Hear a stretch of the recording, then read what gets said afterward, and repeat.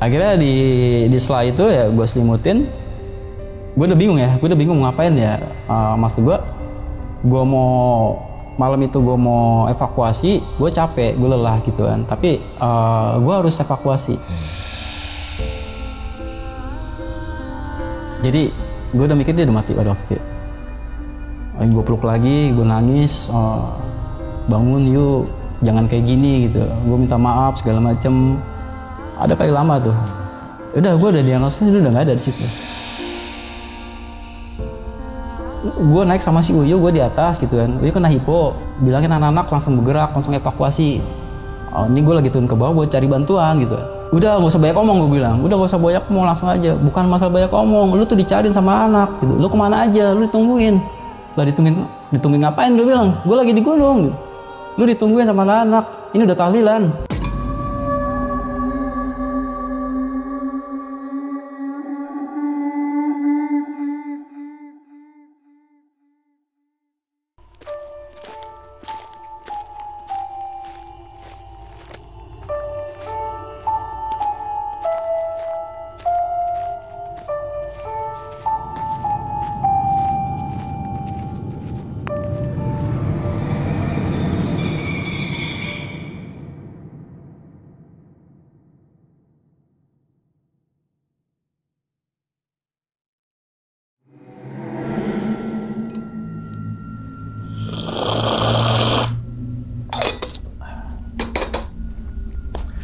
Assalamualaikum warahmatullahi wabarakatuh. Kembali lagi bersama gue Sumar Adiwijaya atau biasa dipanggil Umang dalam segmen Ngopi Horor.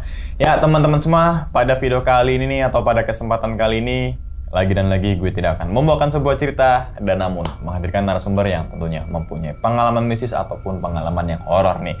Nah, di samping gue ini udah ada Bang Epe. Ketemu lagi nih Bang. Mudah-mudahan lo gak bosen ya. Enggak dong. Nggak berasa 2 jam, sejam setengah gitu ya. Oke. Bang, siap. Thank you nih Bang ya udah datang nih Bang ya. Iya, sorry gue agak telat ya. Aman. Siap. Jam 9:30 malam. Kill, baru datang Bang Epe. Oke, siap. Siap ya kan? Oke. Bang, pada video kali ini Bang, katanya Bang Epe pengen ngebagiin pengalamannya yang dimana yang ini masih rentetan sebuah kejadian yang pernah cerita di sini, Gunung Gede, Arjuno, Gereja Setan, dan kemudian sekarang katanya mau ngebagiin pendakian di Gunung Pangrango. Iya. Bersama temannya bersama Bang Epe. Masih tentang sahabat-sahabat gue yang kemarin yang gue up ya. Ada si Indri, ada si Uyu, tapi mungkin ini lebih ke Uyu ya. Uyu, oke, lebih ke Uyu. Uyu mungkin teman-teman semua udah familiar kalau teman-teman semua nonton video-video sebelumnya gitu kan. Nah ini ceritain juga lagi nih tentang sahabatnya Bang Epe pendakian bersama Uyu atau bersama sahabat lewat naik Pangrango lewat Gunung Mas. Iya. Tahun berapa ya Bang? Kalau dibilang rentetan, bener rentetan gitu. Cuma untuk tahunnya mungkin agak lebih ke sini ya. Karena kan terakhir yang kemarin gue bilang setelah gue berpisah sama si Indri gitu kan, gue vakum ke Mapalaan, kemudian gue lebih ke mungkin pencarian jati diri kali dibilangnya. Gue lama di kampung, gue aktif di Ikatan Pemuda NU ya, lebih ke religius ya. Ke sininya di tahun 2012 akhir. 2012 akhir? Iya. Oke, yang nanti teman-teman semua simak aja nih apa aja yang dialami oleh Bang Epe, nggak usah spill di awal ya kan. Biar kalian mikir deh sepanjang jalur isi ceritanya ini gitu kan ya.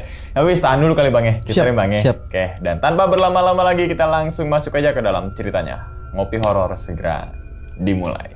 Diminum lagi Bang Siap. Epe. Oke.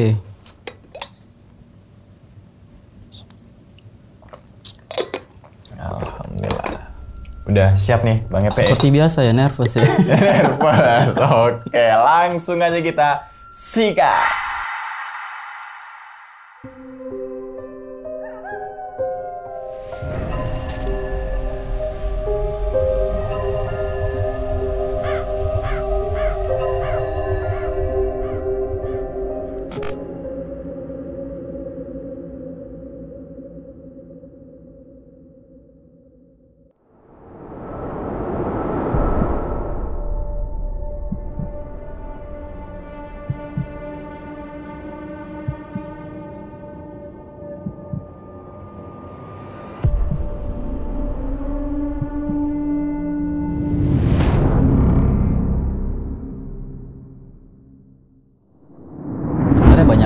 waktu yang hilang ya untuk koneksi atau mungkin interaksi gue sama sahabat-sahabat ini ya. Dalam arti gue ngerasa kehilangan momen dan waktu ya dari sepanjang tahun 2005 ya 2006 walaupun gue ada pendakian-pendakian lain ya. Cuma pendakian-pendakian yang di luar dengan kawan-kawan ini ya. Yang gue bilang ini adalah orang-orang istimewa dalam hidup gue gitu ya. Dari cerita-cerita yang awal ya. Bagaimana gue bertemu dengan Indri, skenario seperti apa, tiba-tiba gue dipertemukan di suatu keadaan yang berbeda setelah hilang berapa tahun gitu ya, lost contact berapa tahun. Kemudian sahabat gue yang paling terbaik mungkin ya dalam dunia pendakian, si Uyu, karena gue berteman sama dia dari SMP. Dia juga yang suka ngeracunin gue atau ngenalin gue lebih jauh di dalam dunia kependakian ya, sebelum gue bergabung di Sispala dan di Mapala. Dan yang tadi gue bilang, gue banyak kehilangan momen ya, berapa tahun ya sama sahabat gue ini si Uyu, karena berapa kali dia ngajakin gue pendakian ya, itu gue selalu tolak gitu ya. Gue selalu nggak mau karena emang gue lagi coba bahasanya, bukan gantung karir ya, tapi gue ngeres dulu, ngeres dari dunia itu ya. Teman-teman yang lain juga pada saat gue di kampung itu dari Mapala itu suka telepon, ini ada pendakian massal gitu kan. Dan mereka suka menceritakan, ngabarin kondisi Mapala yang sekarang seperti apa gitu kan. Sebenarnya banyak case juga kenapa gue bukan vakum ya, ibaratnya gue coba untuk move on atau mencoba sesuatu yang baru ya, untuk menghilangkan hal-hal yang lama gitu kan. Jadi pendakian gue lebih banyak interaksinya bukan sama teman-teman di Mapala dan teman-teman di Sispala atau teman-teman di tongkrongan circle gue di Jakarta, tapi lebih banyak di kampung. Karena mereka juga teman-teman gue waktu kecil ya. Kemudian gue suka bercerita pengalaman gue di mana di pulau, di luar Pulau Jawa apa segala macam, yang akhirnya gue jadi jadi pencerita gitu ya, atau pendongeng, atau mereka suka berkumpul mendengarkan gue cerita gitu ya. Walaupun lingkupnya itu mungkin bukan lingkup yang religi ya. Kalau di kampung kan NU gitu kan, Ikatan Pemuda NU. Terus gue banyakkan cerita tentang gunung, tentang apa yang nggak nyambung kalau di majelis gitu ya. Tapi mereka seru dengernya, apalagi gue orang Jakarta gitu ya, orang kota, bahasanya kayak gitu. Yang tadi gue bilang, berapa kali teman-teman gue nyamperin, bahkan setiap pendakian massal yang melibatkan Mapala, mereka ada utusan atau ada singgah ke kampung gue untuk gue ikut. Kemudian gue mungkin berangkat dari kampung, terus gue ketemu di lapangan, nanti gue balik lagi kampung gitu ya. Dan sama seperti teman-teman circle yang gue bilang kemarin ya, gue pernah bahas, gue dulu pernah punya circle namanya 4 Jin. Ya, ada si Uyu, ada temen gue tuh yang 3 orang, Andre, Cacing, dan gue gitu ya. Dan yang kita terlibat juga di dunia pendakian yang pada waktu masih sepi bang. Jadi pernah ngelewatin masa-masa cupu ya, dalam arti ya orang kalau ngelewatin pendakian sampai skill apa segala macam, tetap harus ngikutin proses ya. Gue pun pernah ngalamin sebagai pendaki cupu ya. Kalau hari ini pendaki FOMO gitu. Komunitas. Ya di komunitas dan soalnya gini, kenapa gue bilang cupu ya? Dulu gue, Uyu dan beberapa kawan ya, ada 5 orang. Saking kita takutnya dari cerita-cerita senior ya. Kalau kita kan enak hari ini ya, kalau mau tahu tentang updatean terbaru di pendakian, kita tinggal browsing apa segala macam. Kalau dulu informasinya susah gitu. Kita mesti datangin senior, dia bercerita. Ya kalau dia mau ya. Kalau dia tidak mau, kita mesti ngerokokin, kita ngopiin, baru dia bercerita ngasih info. Sama seperti yang di Gunung Gede atau yang gunung-gunung lain gitu ya. Kenapa tadi gue bilang cupu? Gue pernah ngalamin satu kondisi, gue sepakat nih sama teman-teman, supaya kita nggak hilang dan kita nggak diculik makhluk astral ya.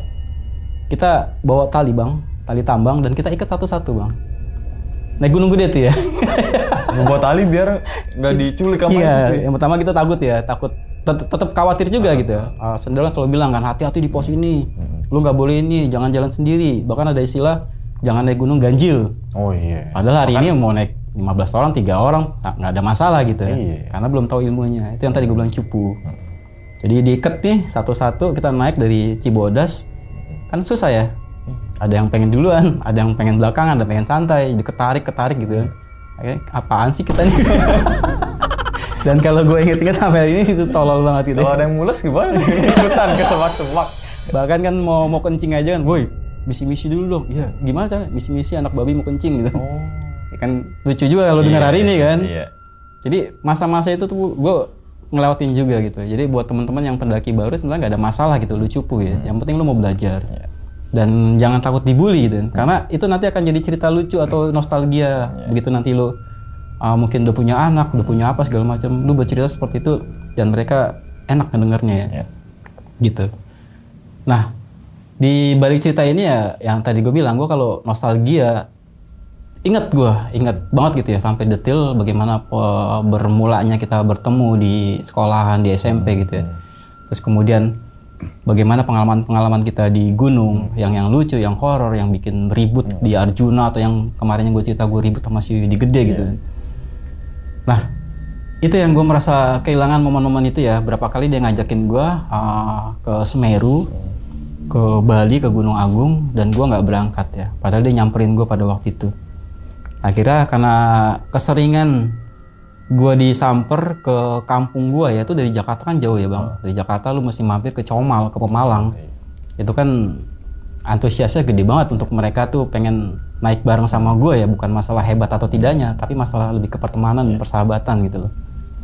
Karena di gunung kalau lu tidak mendaki bersama sahabat atau sejalan, lu nggak akan nikmatin hal itu kan di lapangan. Nah itu yang gue rasain ya, momen-momen itu.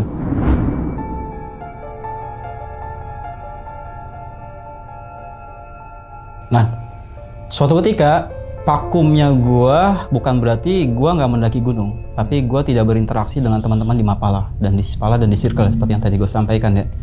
Jadi gue lebih kasus yang gue sama si Indri yang kemarin gue ceritain, yang sampai menurut teman-teman atau menurut ustadz gue atau kakak gue yang gue ceritain ya, gue sampai mau beralih gitu ya.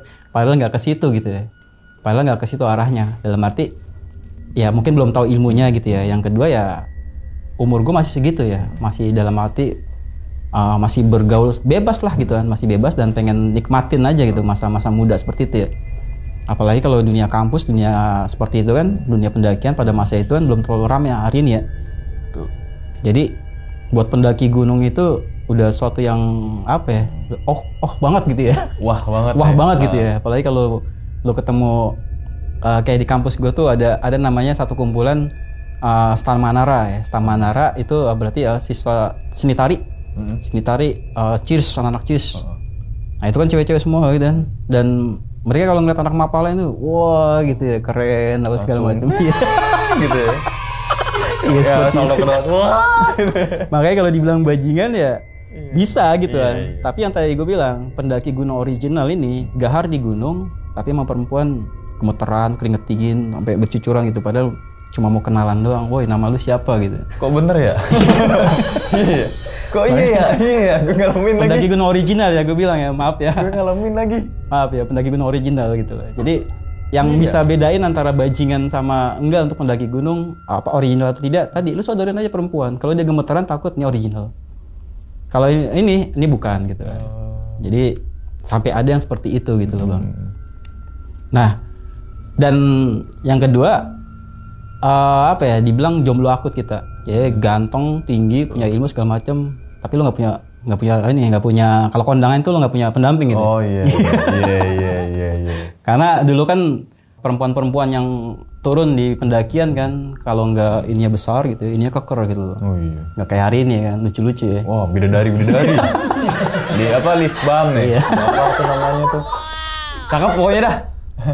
Gue sih kalau gue mau di flashback ya, mendingan gue jadi pendaki hari ini di masa itu dengan umur segitu ya, lagi oke-okenya gitu ya. Iya. Kalau hari ini kan, ya lu udah tua ngapain gitu. Sebel gitu loh, sebel. Nah itu yang terjadi sama kita pada waktu itu. Nah hal-hal itu yang bikin kita rindu, kangen gitu kan, tentang perjalanan-perjalanan kita bersama kawan-kawan ini. Nah kita balik lagi. Vakumnya gua bukan masalah itu aja ya, ada beberapa faktor ya yang di Sekra atau di Mapala ya. Tentunya masalah organisasi juga kan. Terus masalah politik kampus lah, apalah segala macam. Yang kita ini pendaki gunung itu harusnya netral gitu ya, nggak politik, nggak terlalu fanatik ke agama atau apa segala macam ya. Cuma belakangan kan tiba-tiba ada politik praktis yang masuk ke kampus ya, yang akhirnya gue juga bete, akhirnya gue melepaskan diri gitu. Tapi bukan berarti gue keluar dari keanggotaan, karena Mapala itu keanggotanya seumur hidup. Sama seperti tongkrongan di circle pendaki gunung ya. Jadi ada dua komunitas yang paling enak di masalah persahabatan dan pertemanan dan brotherhoodnya itu cuma dua, komunitas Vespa dengan komunitas pendaki gunung pada zaman gue semua Mel. Gue semua Mel, oke. Dulu gue pernah punya 4 Vespa ya. Gue diriin juga komunitas Vespa namanya Javas bang, Jakarta Vespa Alam Bebas, pendaki gunung dan Vespa gitu. Oke. Pernah bikin, dan Uyu termasuk ketuanya di situ. Kesibukan gue dari yang cerita kemarin ya, masih rentetannya itu pasca kejadian gereja setan itu, gue lebih banyak tinggal di kampung. Tinggal di kampung paling kalau mau lanjutin kuliah gitu kan, tapi nggak banyak itu. Setiap liburan semester yang biasanya gue berkumpul dengan anak Mapala dan kembali tongkrongan ke circle yang di rumah, tapi gue lebih milih untuk pulang ke kampung. Ditambah lagi kan bokap meninggal kan pada waktu itu kan, gue masih terbawa situasi lah.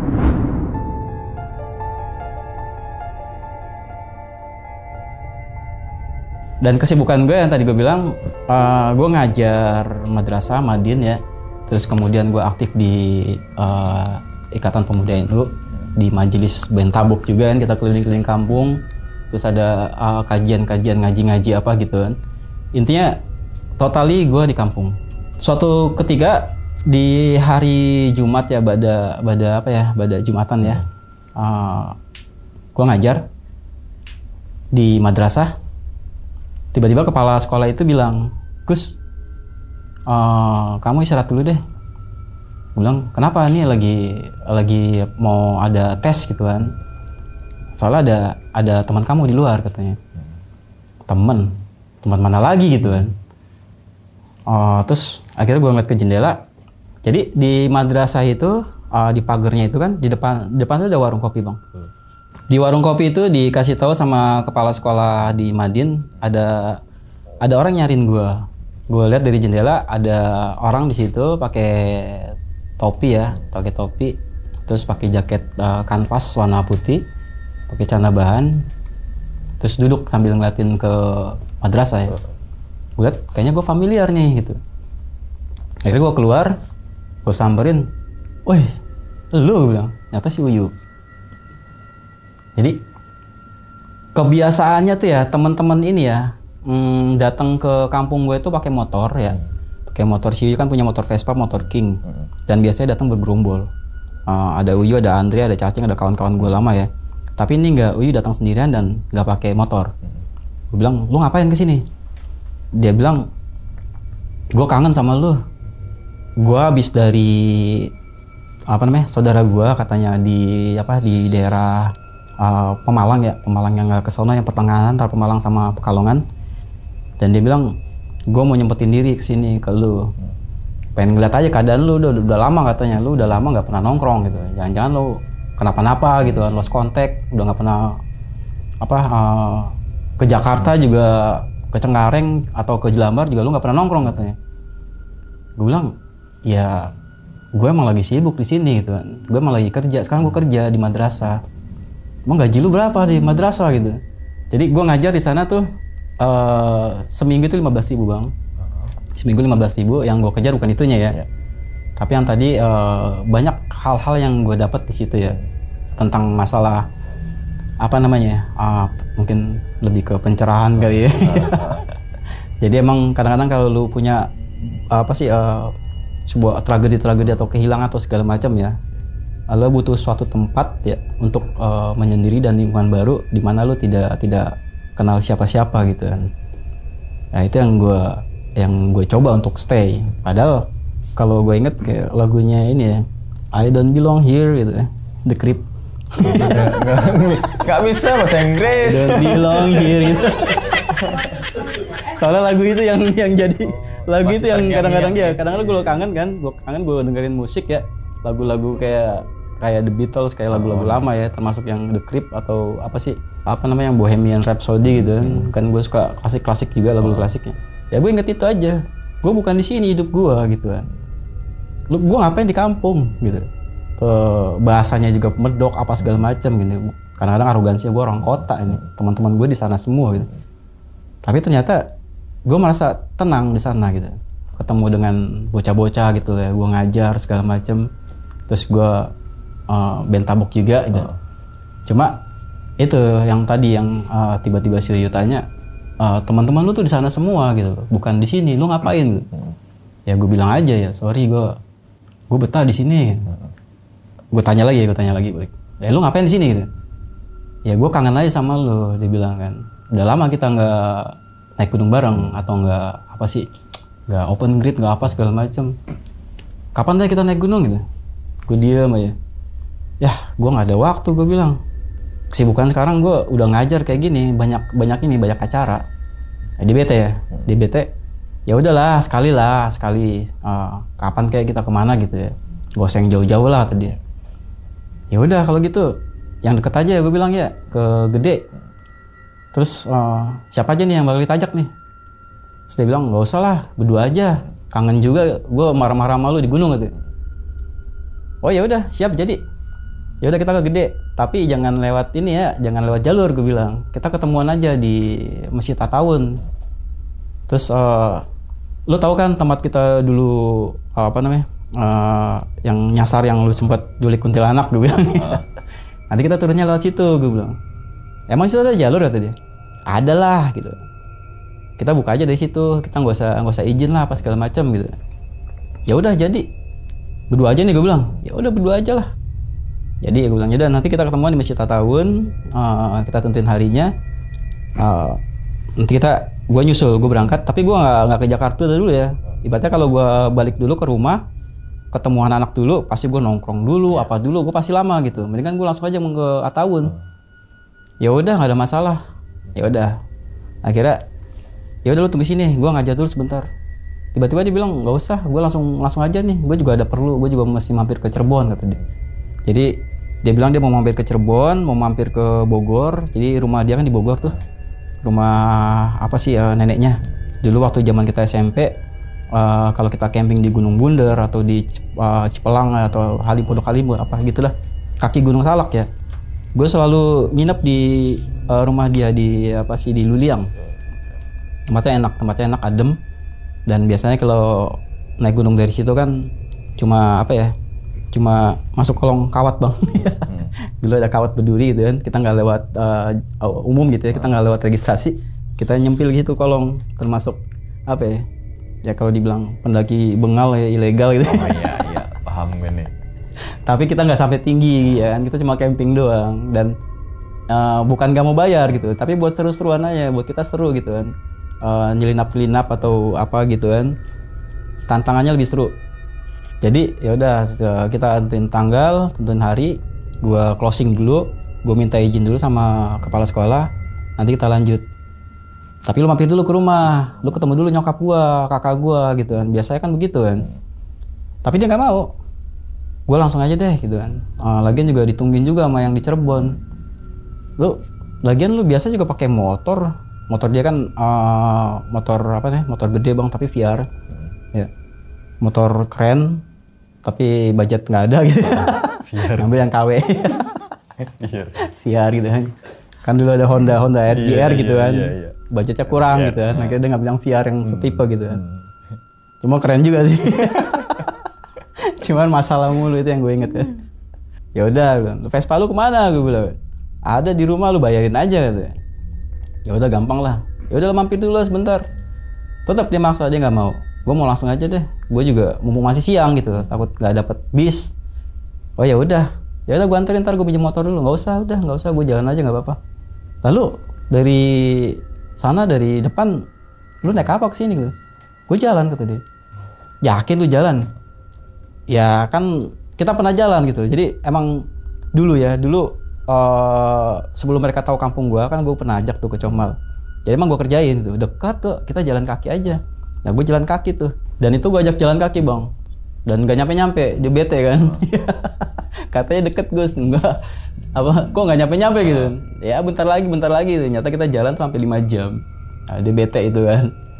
Terus gue tanya, lu jalan kaki beneran? Iyalah kan lu udah kasih tahu dulu yang lu bohongin gue katanya. Oh iya udah.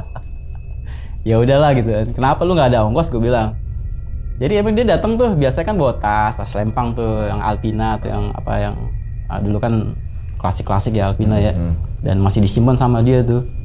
Jadi kalau pakai yang baru, nggak ketahuan pendaki lamanya bang. Lebih ke situ ya. Dia pakai yang Alpina, sementara kita pakai yang apa yang body pack atau yang Iger kan dulu udah ada Iger kan. Ini gue iklan nggak ya? Nggak dong. Oke. Dia nggak pakai fashion outdoor ya. Yang gue tahu dia kebiasaan itu pakai fashion outdoor gitu ya. Tapi hari itu dia nggak, kayak orang kampung kayak apa ya? Kita sebutnya Mustang ya. Mustang itu mas tengil gitu ya. Ada Mustang ada Mbak Teng gitu. Jadi dia cuma pakai jaket kanvas warna putih, pakai pakai sendal jepit gitu ya, sama bawa kantong kresek gue. Ngapain? Gue bilang bawa kantong kresek itu ngapain? Isinya apa gitu? Lu mau tahu aja gitu ya.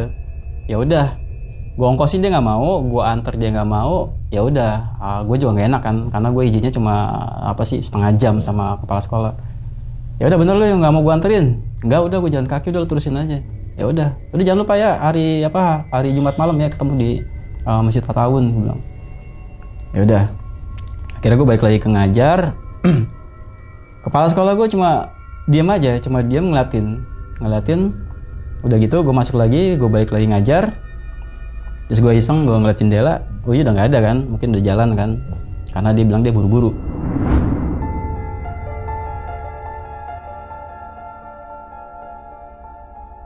Oke, singkat cerita gue pulang ke rumah, gue bilang sama mak gue ya di kampung, sama kakak gue, minggu depan gue mau ke Jakarta. Gue bilang, ya gue nggak bilang naik gunung ya, karena mereka marah kalau gue bilang masih naik gunung.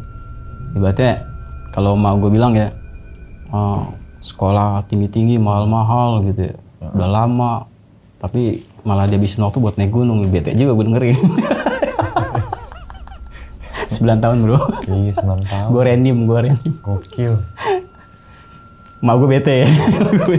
Karena gue nggak sarjana gitu. Yang lain udah 3 tahun, 4 tahun gitu. Udah gitu. Ya udah gue izin minggu depan, gue izin sama Kepsek cariin gue guru pengganti gitu ya.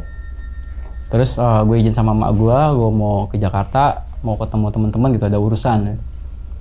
Nah, singkat cerita, gue berangkat minggu depan. Gue udah packing tuh, gue pakai carrier yang di rumah kan, pakai carrier 40 liter semua, tapi gue nggak bawa tenda ya, karena gue janji sama si Uyu itu gue nggak mau lama-lama di gunung gitu ya. Jadi kita main orienteering aja. Jadi nggak jalan di jalur nih, kita main potong kompas segala macam biar cepet sampai ke Pangrango. Jadi tujuan kita tuh Pangrango via jalur Gunung Mas atau Masjid Attawun. Ya udah, kompas semua udah siap segala macem. Gue jalan siang sampai ke gue naik yang biasanya bis Jakarta Comal Pemalang Jakarta ya. Gue ngambil Pemalang Bogor ya. Pemalang Bogor, terus turun gue di Masjid Attawun sekitar jam 4 sore gue sampai situ. Gue celingungat tuh, nggak kemana nih si Uyu nih gitu. Di pelataran gak ada. Gue masuk ke dalam, asar dulu kan. Gue tungguin lama aja, gue duduk di bangku taman itu, gue ngerokok. Bocah kemana, nggak datang ya. Kalau hari ini kan enak kan, lu tinggal chat WA gitu. Lu di mana bro gitu. Kalau dulu boro-boro ya. Iya. Gue punya handphone bang. Dulu handphone gue Siemens C55 bang, kecil segini bang. Yang yang cuma tulit gitu ya. Iya. Itu udah favorit ya. Karena kalau dulu kan yang kecil-kecil gitu. Betul. Iya, apalagi kalau di kampung ya. Epe ya punya handphone kecil gitu, canggih keren. Sekarang udah gede HP. Sekarang gede-gede. Iya. Dan itu gue telepon ya. Gue telepon saudara gue Bidin gitu kan. Bidin itu termasuk satu komunitas juga yang di Vespa ya. Jadi di Javas ini montirnya adalah Bidin, saudara gue sendiri. Gue telepon Bidin. Lu di mana Din gitu kan. Tapi suara nggak kedengeran gitu ya. Emang bocahnya begitu bang, bocahnya agak-agak gitu kan. Karena dia nggak sekolah. Jadi di handphone itu apalan dia dikasih tahu mencet yang mana gitu kan. Nanti kalau apa sih ada huruf oke apa segala macam, centang apa segala macam, dia dari situ karena dia nggak bisa baca ya. Jadi gua telepon pun nggak diangkat lah apa segala macam gitu kan. Gak lama sekitar apa ya habis maghrib kali ya gue sempet sholat dulu. Gue keluar lagi, ternyata ada sebelah kanan tuh ada bangku, bukan bangku sih, ada kayak tempat duduk apa ya keramik gitu ya. Jadi bukan di bangku, tiba-tiba ada orang duduk di situ pakai jaket putih dan bawa kresek. Kuliatin aja, gue kayak si Uyu nya gue bang dari jauh. Akhirnya gue deketin, gue tegur, bro gitu. Dia nengok, iya Uyu. Gue bilang, lu kemana aja gitu kan? Terus udah gitu, mana carry lu? Gue bilang, lu nggak bawa alat? Terus dia bilang apa? Ya kan udah ada lu, ngapain lagi gue bawa alat? Lu kan udah lengkap ya. Lu juga yang mau orienteering kan, bukan pendakian. Oh ya udah. Ya tapi kan lu masa begini gitu kan? Jadi di situ duduk dia pakai jaket putih kanvas, terus celana bahan dan sendal sama gitu. Gue bilang, lu minggu kemarin lu pakai jaket ini gitu kan? Agak aneh sih sebenarnya. Terus dia bilang, ya nggak ada masalah kan? Gue bilang, lah emang baju lu ini doang. Enggak, kebetulan kata dia habis mampir dari Bogor gitu kan, dan dia nggak pulang-pulang itu seminggu dan dia cuma bawa itu doang. Ya udahlah nggak ada masalah lah. Terus tiba-tiba ada apa ya, ada pasangan ada orang yang di situ juga ya, orang lain gitu ya, yang minta bang tolong fotoin tuh gitu kan. Ya udah akhirnya gue fotoin gitu kan, gue udah nggak ngobrol sama si Uy ya. Udah gitu gue kasih, tiba-tiba Uy udah nggak ada, gue cenderung kan kemana nih baca, ternyata udah turun duluan. Ya udah akhirnya gue kejar, gue bilang lu buru-buru amat mau ngapain gitu kan, cepetan Pak udah malam ini, gila apa sih lu mau open grid tapi malam-malam gitu. Oh ya udah kita jalan deh.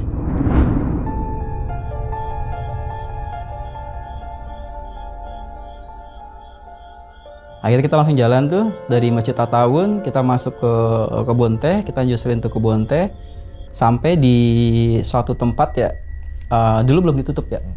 Kalau sekarang kan Gunung Mas sudah ditutup karena kejadian meninggalnya si Edward ya. Si Edward itu termasuk junior gua di Mapala sebenarnya. Ada kisah tersendiri ya. Plakatnya ada di Gunung Mas ya. Plakatnya ada di Gunung Mas, in memoriam Edward gitu ya. Waktu evakuasi Edward, gue pun pernah disalahin juga sama teman-teman karena gue lah orang pertama buka jalur di situ dan memperkenalkan ke teman-teman Mapala gitu loh. Ibaratnya ada salah satu musuh gue ya kita kan di komunitas pasti ada like dan dislike gitu ya. Ada salah satu orang yang dislike ke gue yang apa sih? Yang bilang nih kalau EP nggak buka jalur di situ mungkin nggak ada yang mati gitu. Sempet kena juga gue kan, sempet bete juga. Ibaratnya nggak seperti itu. Tapi emang tragedinya seperti itu ya. Kita lanjut lagi ya, gue nggak cerita itu. Intinya setelah itu Gunung Mas ditutup dan sekarang nggak boleh naik karena kasus itu ya. Nah itu yang kita lewatin jalur itu, jalur yang apa sih kebun teh itu sampai masuk ke ada satu tempat namanya Geger Bentang. Di Geger Bentang itu jalur akses batas wilayah yang masuk langsung ke Gunung Pangrango. Nah di seberangnya itu adalah jalur Cibodas. Dan biasanya gue pelatihan atau pendidikan gue selalu pakai jalur itu. Jadi Uyu pun nggak ada masalah karena gue lebih ke hafal medan bukan ke ilmuwan ya. Jadi karena setiap tahun pasti ke situ gitu. Nah dari kebun teh itu ada satu perkampungan dikit ya, masuk nanti ada jalan setapak. Kemudian di atas bukit itu dekat villa yang hari ini masih ada tuh villanya, kemarin gue lihat situ ya.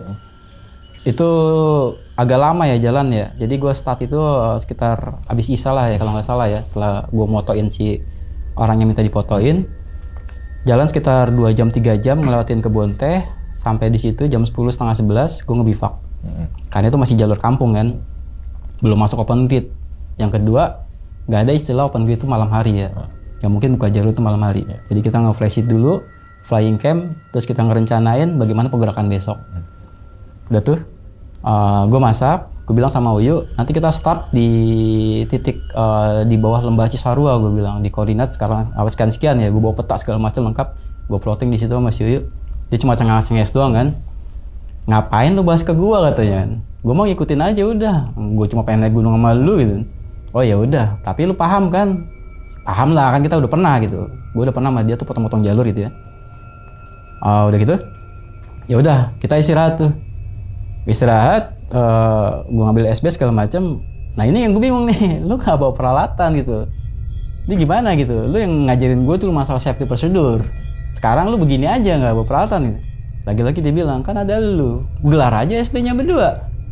Ya udah, akhirnya gue bikin matras yang satu gitu, gue pakai flash sheet, gue gelar SB, udah gelar berdua gitu kan.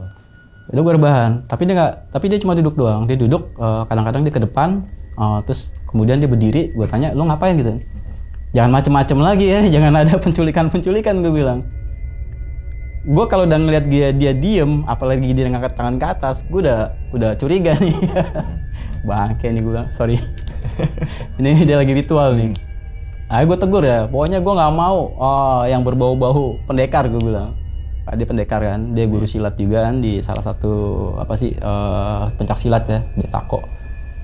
Terus kadang-kadang dia muter ke depan ke belakang gitu ya. Gue nggak tahu apa yang dicari sama dia. Cuma kalau dia bilang sempat gue tegur, dia bilang dia lagi mantau gitu.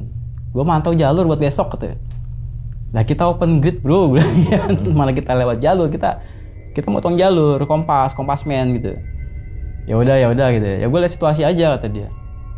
Ya udah tuh. Terus karena gue lelah juga di perjalanan kan, ya udah gue tidur, gue langsung istirahat. Sementara Uyu masih di luar ya, gue nggak peduli gitu kan. Gue capek juga. Akhirnya gue kebangun jam 4:30 kebangun. Dia duduk di depan flash sheet ya, bivak, sambil nyalain kompor, bikin kopi. Gue bilang, iyalah, biasa tadi kan. Sebelum naik ngopi dulu lah, sebat. Ya udah. Yang gue betanya lagi ya, dia masak kopi, dia masak mie, tapi yang makan gue. Gue tanya sama dia, lalu gantian kan, biasa gantian sesuap gitu kan. Terus kadang-kadang gue kasih dia, nantilah kenyang, dia bilang. Ya udah, gue makan, gue habisin segala macam. Ujung-ujung gue ngabisin juga. Terus gue tanya, lu kagak makan? Udah, gampang gue udah makan cemilan. Lu kira gue bawa kresek? Apaan isinya? Oh ya udah. Ya udah, tapi maksud gue ya makan lah, gue bilang kan. Ya udah kan ada lu inilah, tenang aja kata dia. Oh ya udah. Gak ada masalah tuh. Gue packing segala macam.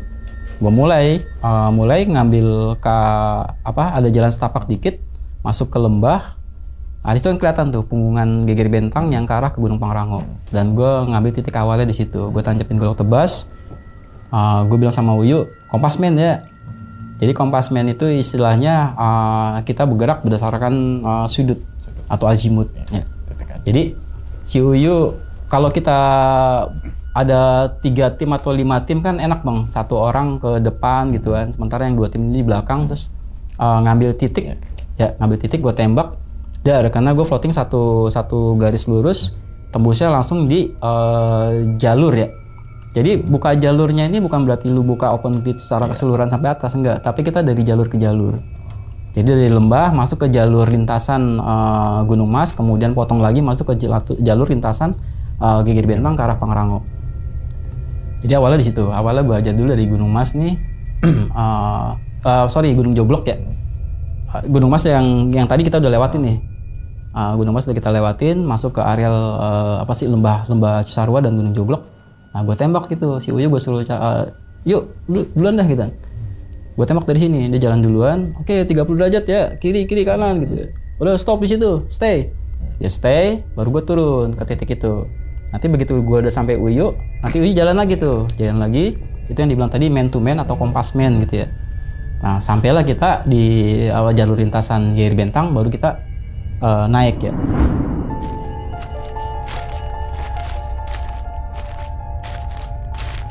Dan lagi-lagi dia jalan cepet nih, seperti jalannya waktu yang kemarin gue ceritain tuh, yang di Gede ya. Gue bilang, wah nih lu jangan-jangan ada misi lagi nih, makanya lu, ini bukan nostalgia gitu. Gue nggak mau ya lu ada misi-misi lain ya. Enggak, udah aman, lagian gue udah gak ketemu lagi kok sama guru gue tuh. Kenapa lu selek? Gak lah kata dia, males gue ceritanya tuh. Udah, akhirnya jalan duluan tuh. Jadi kita nggak jalan berbarengan ya bang ya. Jadi jalan agak jauh, gue kejar sampai dia istirahat, baru baru gue berhenti istirahat, nanti dia jalan lagi. Dia nggak bawa tas bang, curang ya. Dan dia nggak mau gantian. Ya? Iya. Dan dia pakai sandal jepit, pakai jaket kanvas, bawa kresek. Ibaratnya, bro ini mah bukan pendakian, gue pernah tegur ya. Ini bukan pendakian, lu mah ziarah gue bilang lu kayak teman-teman yang pada ziarah di puncak Gunung Gemuruh tuh di Surya Kencana gitu. Jangan-jangan lu ziarah gue bilang kan. Kagak lah, kita nostalgia. Lagian Gunung Gemuruh, kita kemana bro? Lu ingat kita ke Pangrango? Oh iya gue bilang. Ya udah jalan lagi tuh, dia jalan duluan. Istirahat, nunggu, gue jalan, jadi jalan lagi gitu. Selalu itu sampai di tempat kita camp, di campsite pertama yang kita sesuaikan gitu ya. Nah gue ngeres lagi di situ, tapi dia tetap maksa. Udah kita jalan aja, terus kita bablasin puncak, udah gak usah istirahat gitu. Males gue istirahat, capek gitu.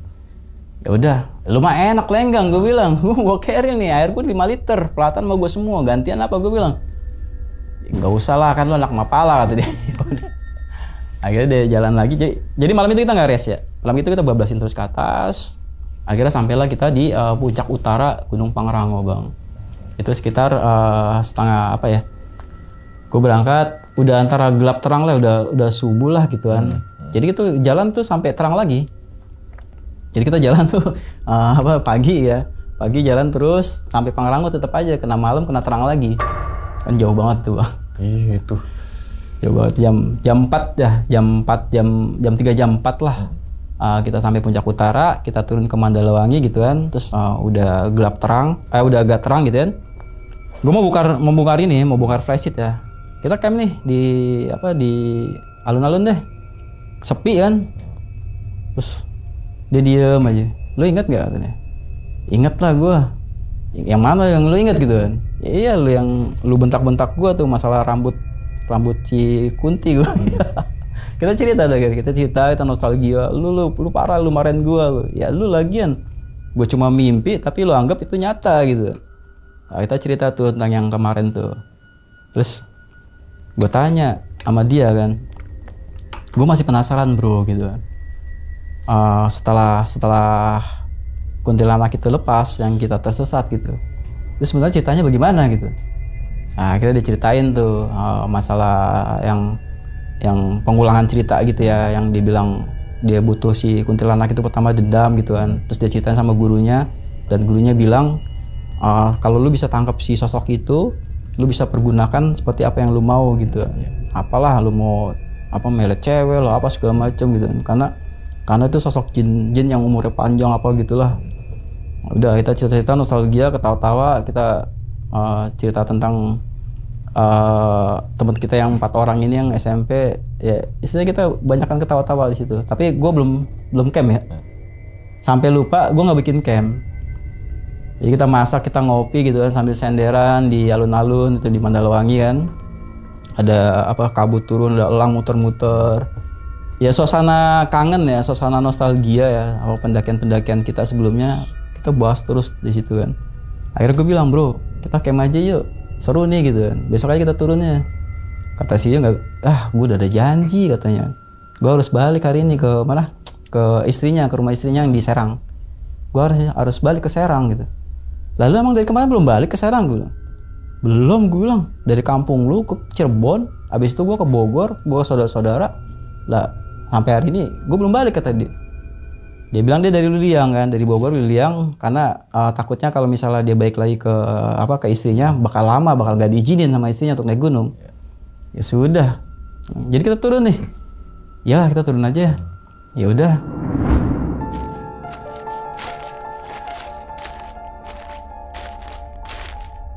Akhirnya turun dari Pangrango, tapi nggak lewat jalur asli ya.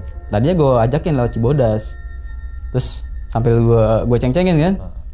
Lu tau nggak kalau kita lewat Cibodas nanti kita ketemu lagi tuh si nenek sihir, seru nih kayaknya gitu. Enggak lah gue udah males gitu kan, gue udah males begituan katanya. Lagian kan gue udah bilang gue nggak ketemu lagi sama guru gue. Oh ya udah tuh. Akhirnya kita ngambil option, keputusan untuk balik lagi ke jalur yang awal gitu kan. Yang berikutnya kan kita nggak izin gitu ya. Kita nggak izin, takutnya tadi ditanya macam-macam gitu kan di TNGP. Ya udah kita balik lagi aja. Udah tuh. Akhirnya balik lagi nembusin hutan mati di Pangrango gitu, di atas kan tuh ada hutan mati tuh.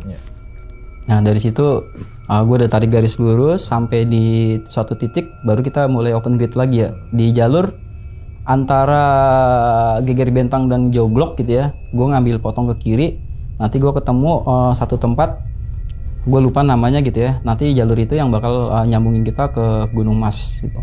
Udah setting tuh, udah aman. Ya udah kita lewat situ, kita turun dari Pangrango. Itu dari Pangrango jam siang ya, kitaran jam 12:30 ya.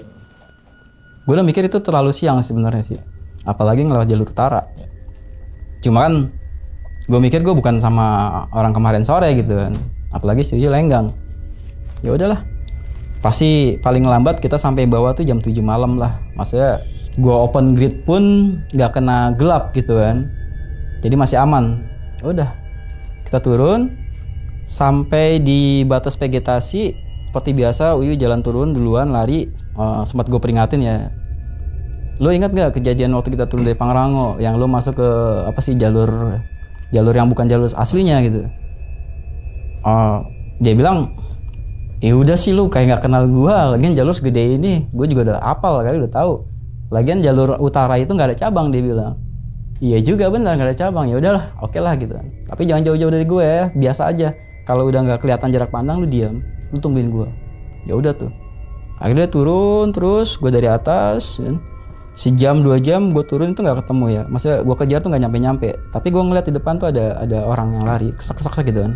Ya udahlah, gue nggak worried ya. Sampai di ketinggian di vegetasi di 2100 ya.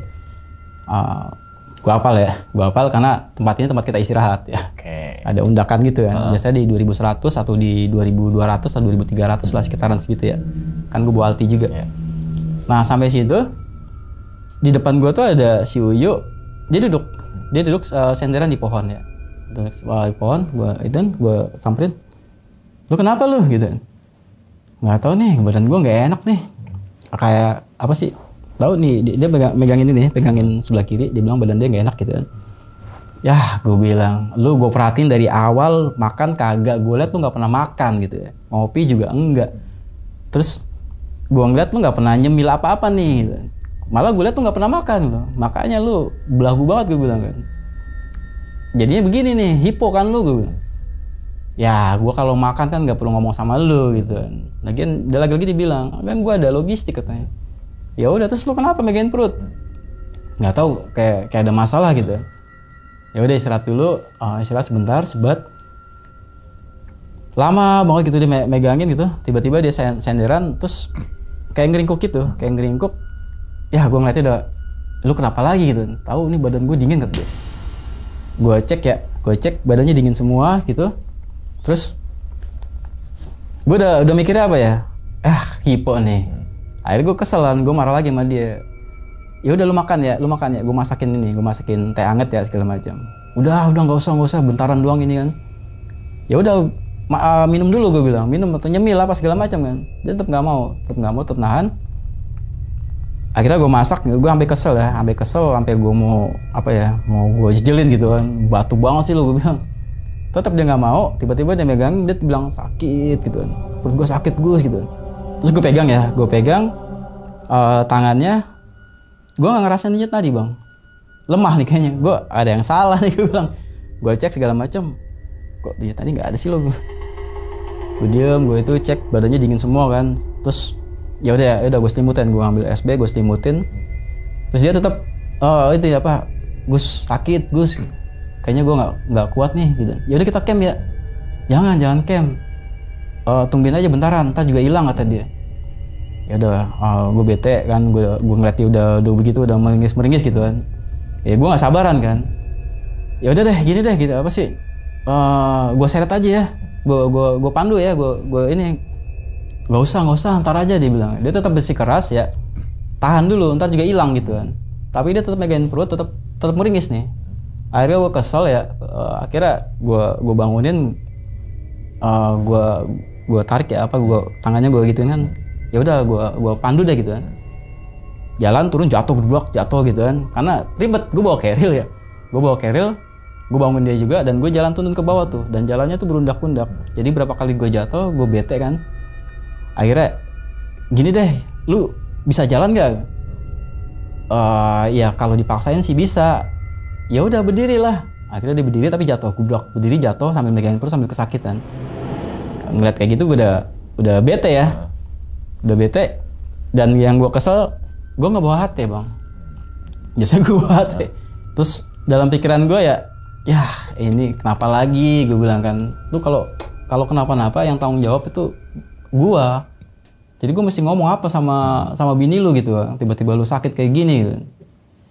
Ya udah jalannya lu paksain ya. Ya udah akhirnya dia paksain untuk jalan, tapi lagi jatuh. Akhirnya saking keselnya gue bikin tanduk, gue bawa golok tebas ya, gue bikin gue bawa webbing, ada batangan 2 gitu kan, gue simpul, kasih matras gitu kan, sementara keril gue tuh gue ikat di gue kan nggak terlalu gede ya, gue bawa 40 liter ya, SB gue keluarin, gue selimutin ke dia tuh kan tanduk, terus webbing, matras gitu ya, kemudian gue baringin keril gue di atasnya, gue ikat. Dan di ujung tandu itu gue iketin webbing, ya gue iketin webbing biar gue taruh di sini. Jadi gue nandu dia tuh gue seret bang. Jadi gue iket di tandu, webbing gue masukin ini, gue seret. Dan itu asli capek banget ya, demi Allah capek banget. Lagi-lagi gue jatuh, nyusuk apa segala macem ya. Tapi gue paksain, gue sekali-kali gue bilang, yuk, oi, dia nyaut kan, iya, tapi suaranya suara lirih ya. Gue udah bete tuh, asli gue bete. Perasaan tuh gue campur aduk ya, antara aduh harusnya gue nggak ajak dia open grid di sini gitu ya. Mendingan gue ajak ke Papandayan gitu kan, atau ke apa sih yang gunung-gunung pendek ya. Dalam hati gue ngerasa kayak gitu. Terus sampai satu titik gue nggak kuat ya. Akhirnya gue putusin tuh gendong. Segala peralatan gue ikat di tandu itu. Gue coba gendong, gue bolongin keril, gue masukin dia ke dalam keril ya, bukan keril mahal sih waktu itu. Tapi gue bete kan itu minjem. Itu gue masukin kakinya dalam keril ya, gue gendong, sementara peralatan yang lain tuh gue iketin di punggung ya, di punggung, supaya gue nggak ninggalin barang gitu ya. Rugi gue ninggalin barang. Akhirnya gue gendong, tapi emang jalur itu panjang, kondisi gue tuh udah campur aduk tuh antara bete dan ya ngapain sih lagian ya gue open grid gitu. Nyesel gue, ada perasaan nyesel juga, kenapa gue ajak kemari ya, jalur utara lagi gitu.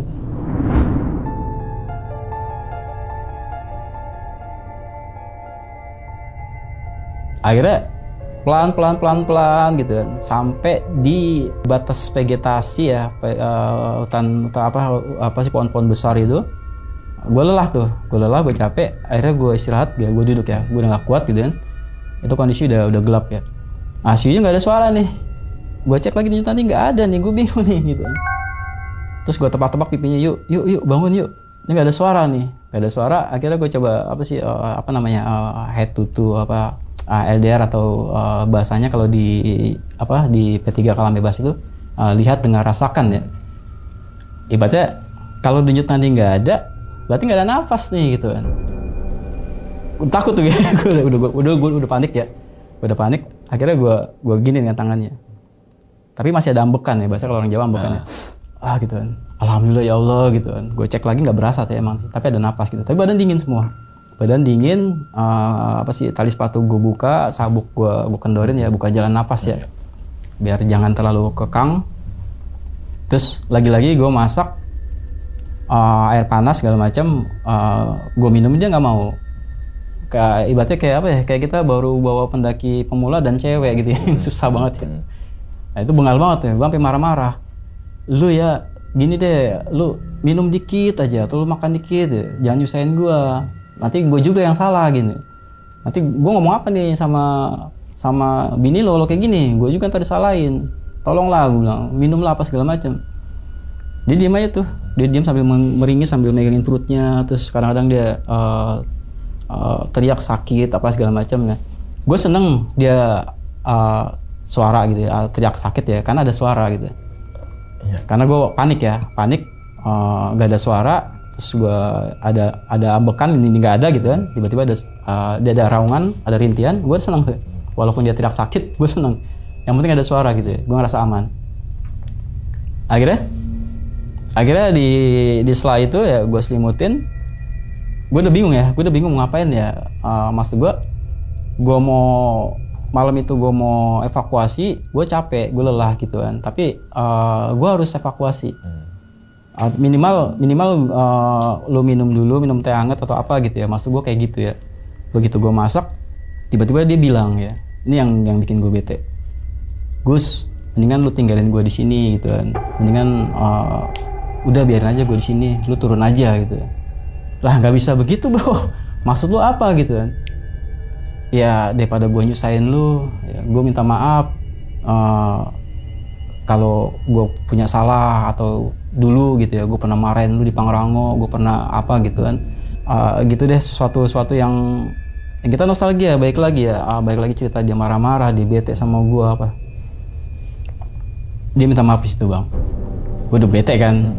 Udah lu gak usah ngomong macem-macem gue. Ngapain lagi lu ngomong kayak gitu? Udah lu diem, mendingan lu diem deh gue. Dan lu minum nih. Gak usah Gus, mendingan lu tinggalin gue. Tiba-tiba, gak ada suara. Gue panik, terus gue bangunin, gue tepak-tepak. Lagi-lagi nih tadi gak ada. Semua badannya dingin. Pikiran gue apa? Lewat. Akhirnya gue peluk, gue nangis, yuk bangun, yuk bangun, gue bilang. Jangan kayak gini gitu.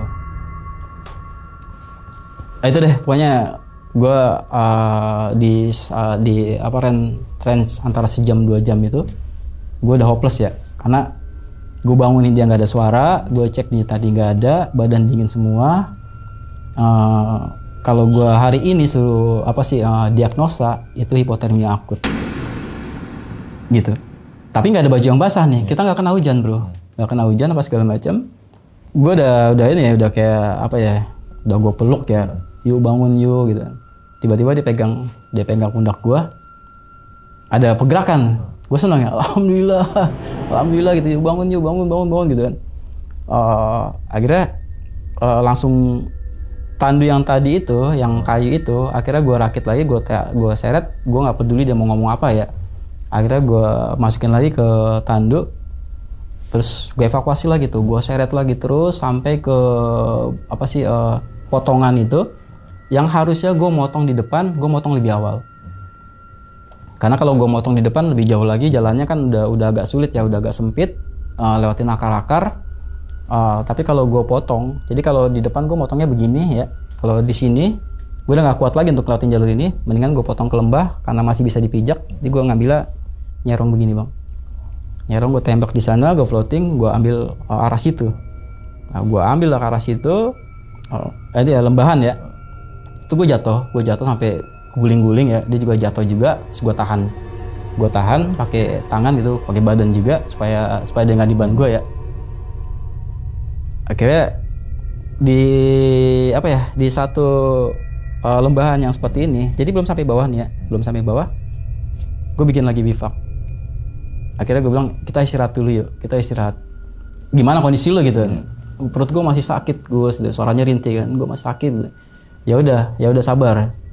Akhirnya gue bikin bivak di lereng itu. Terus gue tawarin makan, dia nggak mau. Gue penasaran apa yang ada di kreseknya kan. Ya udah, kalau lo nggak mau makanan gue ambil makanan lo ya. Kayaknya lo lebih doyan itu gitu. Akhirnya begitu gue mau ambil, dia tahan sama dia. Jangan diambil. Dia ambil tuh kreseknya sama dia diginin. Udah biarin aja, nggak apa-apa, gue di sini aja. Lu tinggalin gue aja. Gue bilang nggak bisa begitulah. Debat lagi segala macem gitu kan. Terus aja begitu ya, sampai gue penasaran dia pegang perutnya tuh kenapa gitu kan. Akhirnya gue buka perutnya. Itu biru di sini bang, biru lebam hitam. Ya maksud gue hipotermia nggak begitu ya. Dalam arti kalau kita bicara lebam mayat ya, itu sekujur tubuh tuh biru semua gitu ya. Tapi ini enggak, ini lebam hitam. Gue nggak tahu nih, gue takutnya dia keracunan apa gitu kan, makan apa yang dibawa sama dia tuh keracunan, dan dia nggak mau makan, jadi nggak ada kalori di situ. Akhirnya gue cek, gue pegang, dia sakit. Udah jangan langsung langsung ditutup kan. Udah jangan, lu biarin aja sakit. Lu mendingan lu turun gitu. Lu turun aja, lu tinggalin gue aja di sini. Gak apa-apa gue di sini katanya. Maksudnya apaan gitu. Udah tuh debat-debat kayak gitu. Gak lama, lagi-lagi dia diem ya. Lagi-lagi gak ada suara. Kan tadi kan ada ambekan ya. Ini gak ada. Jadi cek nadi gak ada, napas gak ada. Gue pikir dia pingsan ya. Gue tepak-tepak itunya, terus gue tusuk pakai jarum pentul ya, tangannya pas segala macam, kakinya itu nggak ada pergerakan, nggak ada suara. Terus gue udah agak lama tuh, itu yang akhirnya gue panik lagi ya. Jadi gue udah mikir dia udah mati pada waktu itu. Gue peluk lagi, gue nangis, bangun yuk, jangan kayak gini gitu. Gue minta maaf segala macam. Ada paling lama tuh. Udah gue udah diagnosisnya udah nggak ada di situ. Terus gue udah hopeless, gue udah rebahan, gue udah peluk dia, udah begini aja yuk bangun yuk terus, gue ngomong kayak gitu ya sampai nangis gitu ya. Tiba-tiba dia pegang, tiba-tiba ada pergerakan ya, selek gitu kan. Oh gue seneng banget ya. Yuk bangun yuk.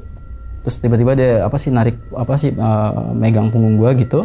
Terus dia ngerangkul gue, terus dia ngomong lirih di kuping gue, dibisikin. Dia bilang, dia minta maaf ya Gus, maafin gue, lagi-lagi gue minta maaf atas segala sesuatu yang gue pernah lakuin sama lu gitu. Terus gue cuma kasih lu satu nih, dia bilang, lu inget ya, selama kaki dan tangan bisa bergerak, jangan pernah lu ngomong takdir gitu. Maksudnya apa gitu, lu gak usah ngomong kayak gitu bro.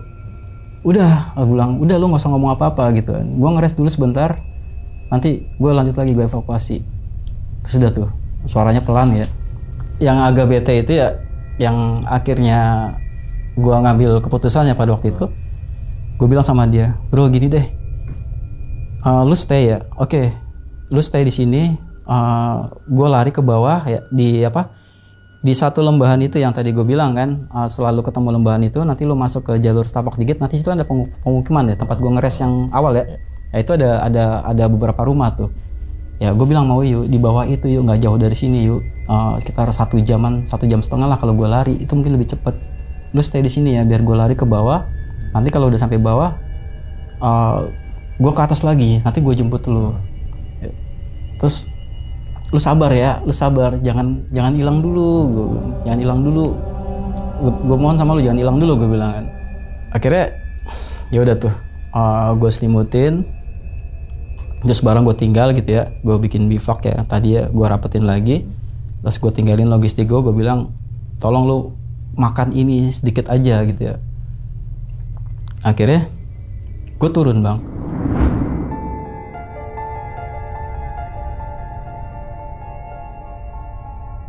Gue turun sebentar ya, 2 langkah 3 langkah. Lagi-lagi gue dilema ya, gue bete ya. Gue tetap pikirnya lewat gitu, soalnya udah dua kali dia ngebles gitu ya. Udah 2 kali, dan ya alhamdulillah masih ada pergerakan dikit. Akhirnya tuh berapa langkah gue naik lagi, gue pastiin dia masih ada suara gitu ya. Gue bilang yuk bangun, lu masih denger gue kan? Terus dia bilang masih, gue masih denger lu gitu kan. Udah lu gak usah khawatir, udah lu turun aja, nanti kalau lu ketemu ya udah gue tungguin, gak apa-apa gue tungguin kata dia. Tapi suaranya lirih ya. Udah gitu badan tuh dingin semua gitu ya. Ya udah ya, tahan sebentar ya, setengah jam gue lari cepet deh. Akhirnya gue tinggal ke bawah. Nah gue lari bang, jatuh bangun geblok gitu kan. Gue pikiran gue udah nggak nembak lagi ya, karena gue ada hafal medannya, gue terabas aja gitu kan, karena kelihatan dari atas kan. Gue terabas aja terus sampai di lembahan masuk ke jalur itu. Gue ingat ya, gue punya handphone, tapi di atas gue pernah buka, tentu nggak ada sinyal ya. Gue berharap tuh ada sinyal di situ ya. Akhirnya gue keluarin handphone gue nyalain sambil jalan ya. Alhamdulillah ada 1 bar ya. Ada 1 bar, gue telepon lah saudara gue. Karena nomornya yang ada di situ cuma ada yang gue kenal, yang dia kenal sama Uyo dan kenal sama gue. Gue telepon tuh gitu kan. Gak diangkat-angkat, gue sebel gitu kan. Sambil jalan, sambil jatuh bangun gitu kan. Gue telepon terus. Gue lenggang ya, gue gak bawa apa-apa ya. Gue cuma bolok-bolok tebas doang yang gue pegang gitu kan. Sekali gue babat gitu kan. Terus lari terus. Gue telepon. Tiba-tiba ada ngangkat. Halo gitu. alhamdulillah gitu kan.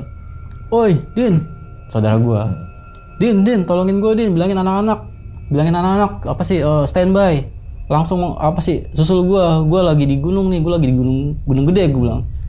Terus apaan sih mas, suara lu apa nggak jelas gitu, ngomong gitu mulu gitu kan, pelan-pelan ngomongnya, suara lu nggak jelas gitu.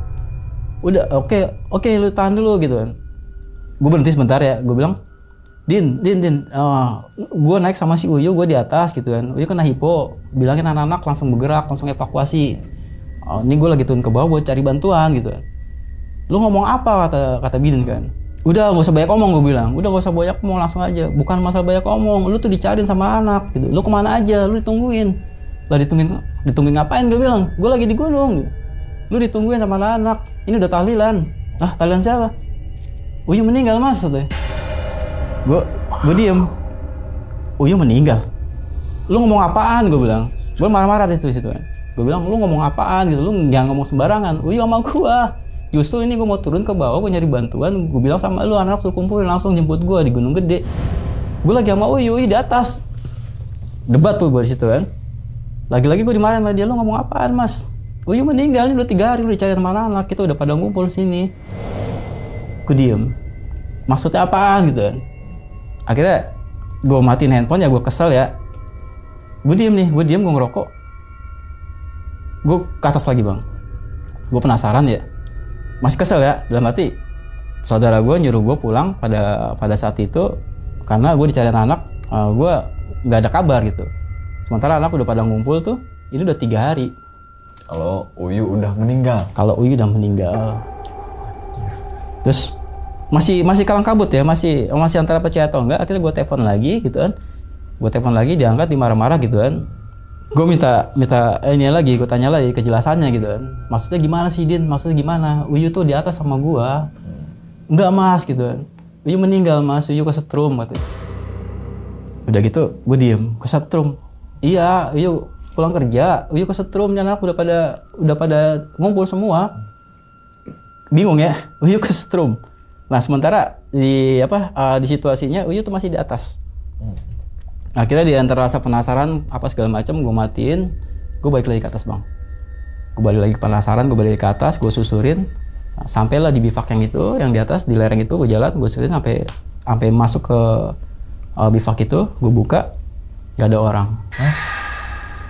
Gue cari-cari, gue panggil-panggil, Uyu gitu kan, gak ada orang segala macam. Gue duduk masih ngeblank nih, gue masih penasaran.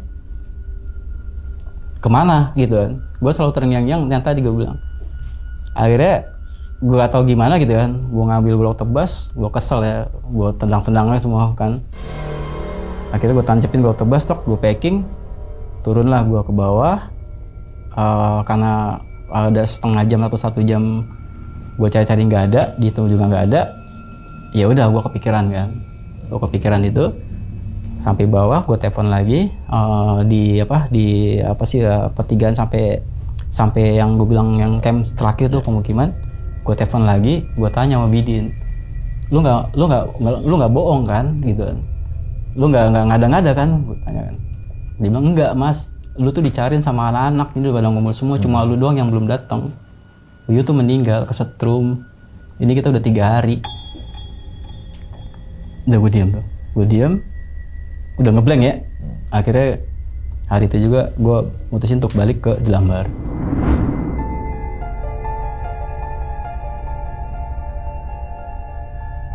Sampai lah gue di Jelambar, dia kan tinggal di Jelambar ya, di Kampung Gusti bang. Sampai situ itu udah ada bendera kuning dan anak-anak udah pada di situ, udah pada tahlilan. Tahlilan kok 3 hari. Iya. Tuh gue ketemu sama temen gue, ada satu yang paling tua di antara kita ya. Dia bilang apa? Lu kemana aja? Lu ngapain gitu kan? Anak-anak udah nyariin lu, tinggal lu doang nih yang nggak datang gitu. Dari kemarin lu udah ngelewatin tuh yang apa sih namanya? Kuburan apa segala macam, lu aja nggak datang ke kuburan, kita udah 3 hari di sini. Gitu. Terus akhirnya dia cerita, emang kenapa Uyu? Gue bilang, Uyu kesetrum Gus. Nyangkut di tiang listrik gitu, dia pulang kerja, dia kerja di PLN bang. Dia kerja di PLN, Terus pulang kerja dia balik lagi tuh kan karena ada kerjaan, ada masalah gitu kan di titik mana, dia benerin ke atas, tiba-tiba dia setrum dan nyangsang di atas itu. Kemudian si Andre cerita ya, sini ya biru lebam. Gue tiba-tiba gue flashback apa sih yang gue alamin di atas ya, masih antara percaya atau enggak gitu ya, masih ngeblank. Masih nggak tahu juga mau ngapain gitu, masih bingung juga, campur aduk perasaan gue dan gue nangis juga gitu kan. Dan salah satunya yang gue ceritain itu adalah satu teman gue yang gue ceritain, lu tahu nggak, gue tuh di gunung, gue bilang gue di gunung sama Uyu. Ya nggak mungkin lah gue bilang, kalau misalnya Uyu meninggal sekarang, terus yang di gunung itu siapa gitu. Ya udah kita nggak bahas itu kan. Akhirnya gue ketemu nyokapnya, ketemu istrinya ya. Ya udah akhirnya gue ziarah besoknya di makam dia di Serang. Oh di Serang dia? Iya di makaminya di sana. Dan itu ternyata beritanya masuk koran ya. Koran tahun itu yang pegawai PLN kesetrum. Nah, itu ada beritanya di situ. Ya mungkin kalau lu browsing mungkin ada kali ya, gue nggak terlalu ngecek gitu. Emang gue dikasih tahu kan, sampai masuk berita segala macam. Dan terakhir gue cerita ini sama kawan gue. Nasihat dia apa, gue suruh cek otak di psikiater bang. Untuk di ronsen gitu, ada masalah sama otak lu gitu. Jadi emang gak ada percaya gue ceritanya kayak gitu. Jadi sampai teman gue yang dari ceritain tentang masalah di atas ya, kita nangis berdua. Bagaimana si Uyu itu minta maaf, terus kita cerita tentang nostalgia perjalanan kita selama ini gitu ya. Dari Gede, Pangrango, Semeru apa segala macam.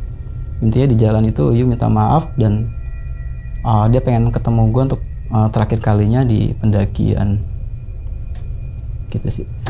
Oke, diminum dulu deh bang. Oke. Silakan bang. Agak berat juga ya.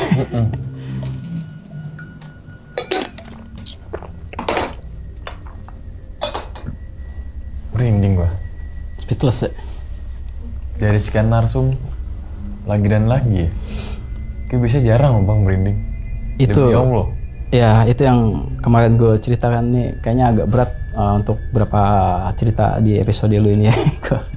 Dalam 1 bulannya kalau ada settingan narsum jarang gue merinding. Padahal gue coba masuk ke ceritanya ini kayak wuk gitu. Wah. Oke. Nah, Uyu yang sering abang sebut di setiap cerita pendakian yang di sini, ya kan? Kita belum tahu ternyata Uyu udah meninggal di tahun 2012 yang tersengat listrik PLN. Iya. Yang di Gunung Arjuno, Gunung Gede kalau cerita sini kan ya. Iya. Dan mungkin gunung-gunung yang lain gitu kan ya. Momen mana bang yang masih teringat betul dengan sosok kebaikannya si Uyu gitu? Ini sih yang tadi yang di Luliang itu. Yang masa-masa kita SMP ke SMA ya. SMA kan kita pisah nih. Jadi di antara 4 jin ini kan, gue masuk SMA ya di Tomang ya. Sementara si Uyu masuk ke STM Jawa, STM 6. Kemudian yang lain masuk ke pelayaran. Tapi kita tetap berkumpul nih, terus kita camcer. Biasanya kita berkumpul, kita gitar-gitar, gibah apa segala macam, terus kita curhat macam-macam deh, perempuan, orang tua, kehidupan segala macam gitu. Sampai terakhir cerita dia tuh dia ngiri gitu ya, ngiri dengan gue yang enak gitu hidup gue ya, lu kuliah, lu bisa naik gunung kemana-mana gitu kan. Sementara dia tuh untuk jangankan mau naik gunung apa segala macam ya. Jadi masa-masa indah naik gunung itu ya masa-masa kita waktu SMP SMA itu sebelum dia kerja atau merit ya. Oke, nah berarti kalau gue denger kalau cerita pendakian kan Uyu kan wataknya yang tadi karena silat gitu kan ya. Yeah. Tapi di balik itu watak Uyu apa sih bang? Kalau misalkan kalau nggak naik gunung gitu, ya udahlah netral atau dia sering menghibur gitu. Nggak menghibur juga ya. Maksudnya dia termasuk orang yang serius sebenarnya. Termasuk orang yang serius. Kalau kita naik gunung banyak kan dia yang kita mesti begini nih, kita mesti begitu. Lo kalau naik gunung, dia yang banyak ngajarin gue. Lo kalau naik gunung harus begini, harus begitu gitu. Bawa peralatan lah, terus dikasih unjuk tuh peralatan dia tuh. Nih di gunung tuh ada kompor, ada nesting, ada apa segala macem. sebelum gue paham masalah safety prosedur ya dia dulu yang ngajarin gue untuk masalah itu. Oke, kehilangan seorang sahabat dari SMP masalahnya. SMP. SMA, walaupun dia kuliah masih tetap ngumpul dari ya. 4 jin itu kan tuh dari 4 orang ini. 4 orang gimana betapa kehilangannya gitu sosok sahabat yang meninggalkan kita untuk selamanya, berapa ribu kenangan gitu kan ya, baik buruknya gitu kan.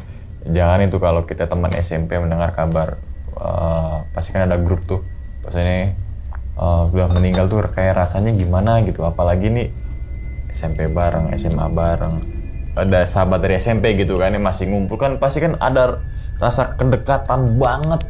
Iya, dan setahun kemudian gue nikah ya, setahun gue nikah, ya semua orang atau ada, yang nggak ada cuma si Uyu. Dan gue ingat lagi hal terakhir sebelum pendakian ke yang ini, itu adalah gue ngadirin undangan dia, nikah dia di Serang bang. Betapa dia senangnya, sumringah apa segala macam.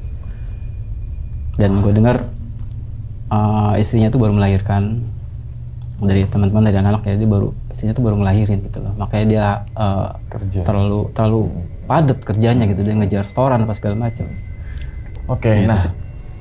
Ini kan ke Pemalang itu kan hamin seminggu ya? Hamin 1 minggu. Hamin 1 minggu sebelum pendakian.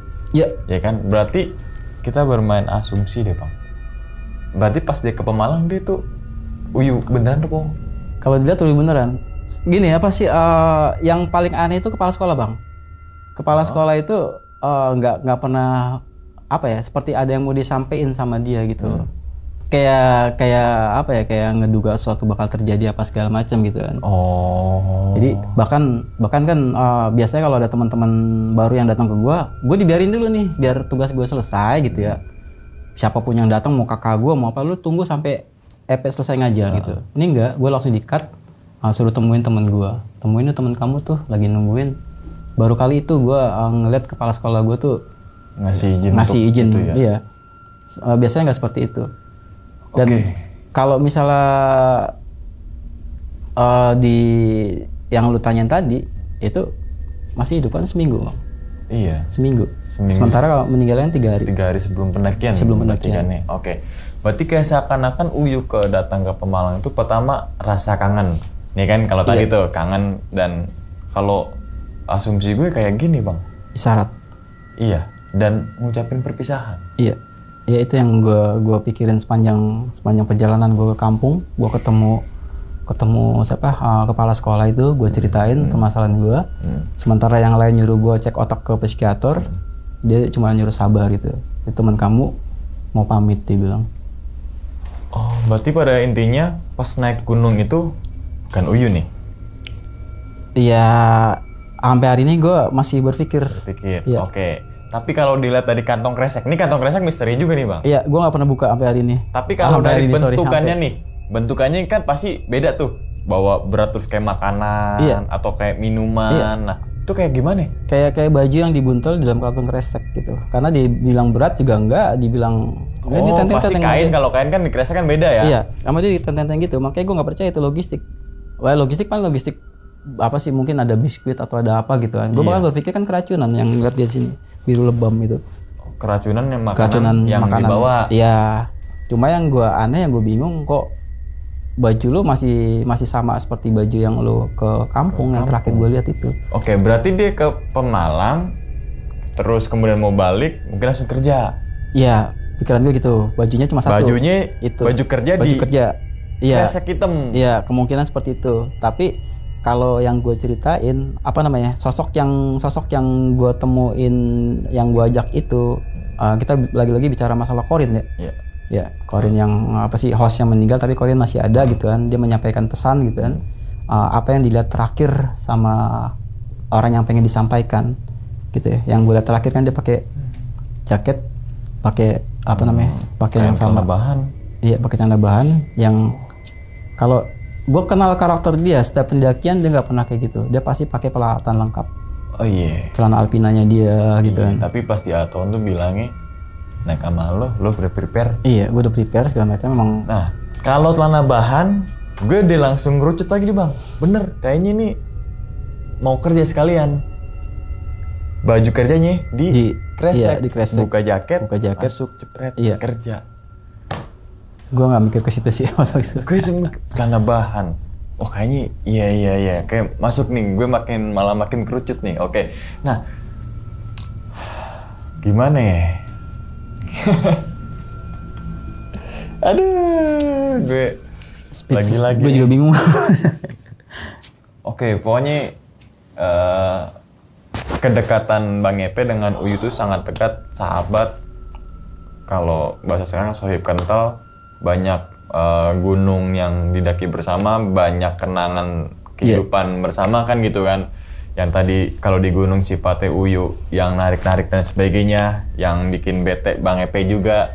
Tapi ketika gue yakin banget ketika pas nggak di gunung sifatnya nggak kayak gitu deh, ya kan? Atau masih sama kayak gitu, narik-narik atau? Kalau tidak, maksudnya dalam arti kalau di tongkrongan tuh nggak seperti itu ya. Berarti dia masuk ke mana, ke silat-silat itu kan kurun waktu setelah di STM ya. Jadi STM. Iya, jadi STM kan banyak tawuran apa segala macam gitu kan. Akhirnya waktu SMP dia ikut gitu kan. Tapi masih silat-silat biasa gitu kan. Belum sampai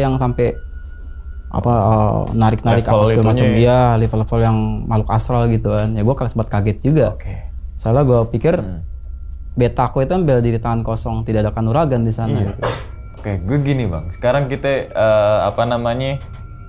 kita putar balikin nih kisah ini nih. Seakan-akan Uyu itu naik gunung sama Bang Epe, ya kan? Gue sih tadi mikirin dan ngebayangin Uyu kesakitan berdua sama Bang Epe di sebuah gunung yang bukan jalur pendakian pada umumnya. Otomatis kecil kemungkinan pendaki yang lewat situ atau orang lewat situ. Temen ngalamin kesakitan, mau manggil bantuan gimana? HT nggak bawa. Otomatis mengevakuasi tuh. Biasanya gue bawa HT ya. Dengan seorang diri. Biasanya gue bawa HT karena itu perjalanan dari kampung ya. HT gue juga nggak di kampus ya. Gue biasa pakai HT kampus ya. Ya itu yang gue nggak bisa komunikasi ke bawah. Oke, kalau di jalur pendakian pasti ada rombongan pendakian. Titip dong. Iya, ada. Turun. Iya, ini bukan di jalur resmi. Bukan jalur resmi kan. Geger Bentang gue pernah ke situ gimana medannya gitu. Tapi kan yang tadi kita puter balikin kisah ini seakan-akan itu naik bareng beneran sama Bang Epe dan belum meninggal. Tadi kan gue ngebayangin betapa capeknya Nandu diseret loh. Bawa ransel, jalannya nggak lurus. Banyak akar-akar, duduk gitu kan. Jatuh bangun segala ketika macam. Gini kan pasti nahan badan kita biar dia nggak. Kayu itu kadang-kadang nusuk-nusuk kayak badannya kan? kayak tek kayak dipukul gitu. Apalagi kalau turun tajam kan, atau badan nahan. Duk lagi. Gua sempat keseret, sempat nahan dia kan sampai badan gua gitu kan. Nah, misalkan Uyu itu belum yang tadi diputar balikin lagi, Uyu itu belum meninggal dan Uyu itu beneran naik gunung dan ngalamin kayak gitu, gue salut banget sih Bang sama lu Bang.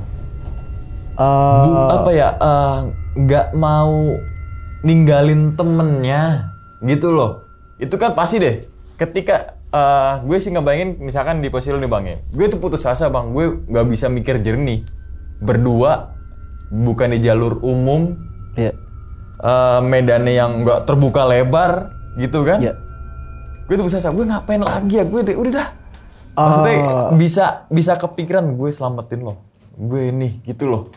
Ya ini Bang, diagnosa gue tuh udah ke arah hipotermia akut ya sebenarnya. Ibaratnya gue tinggal nunggu waktu nih, gue apes dia mati gitu kan.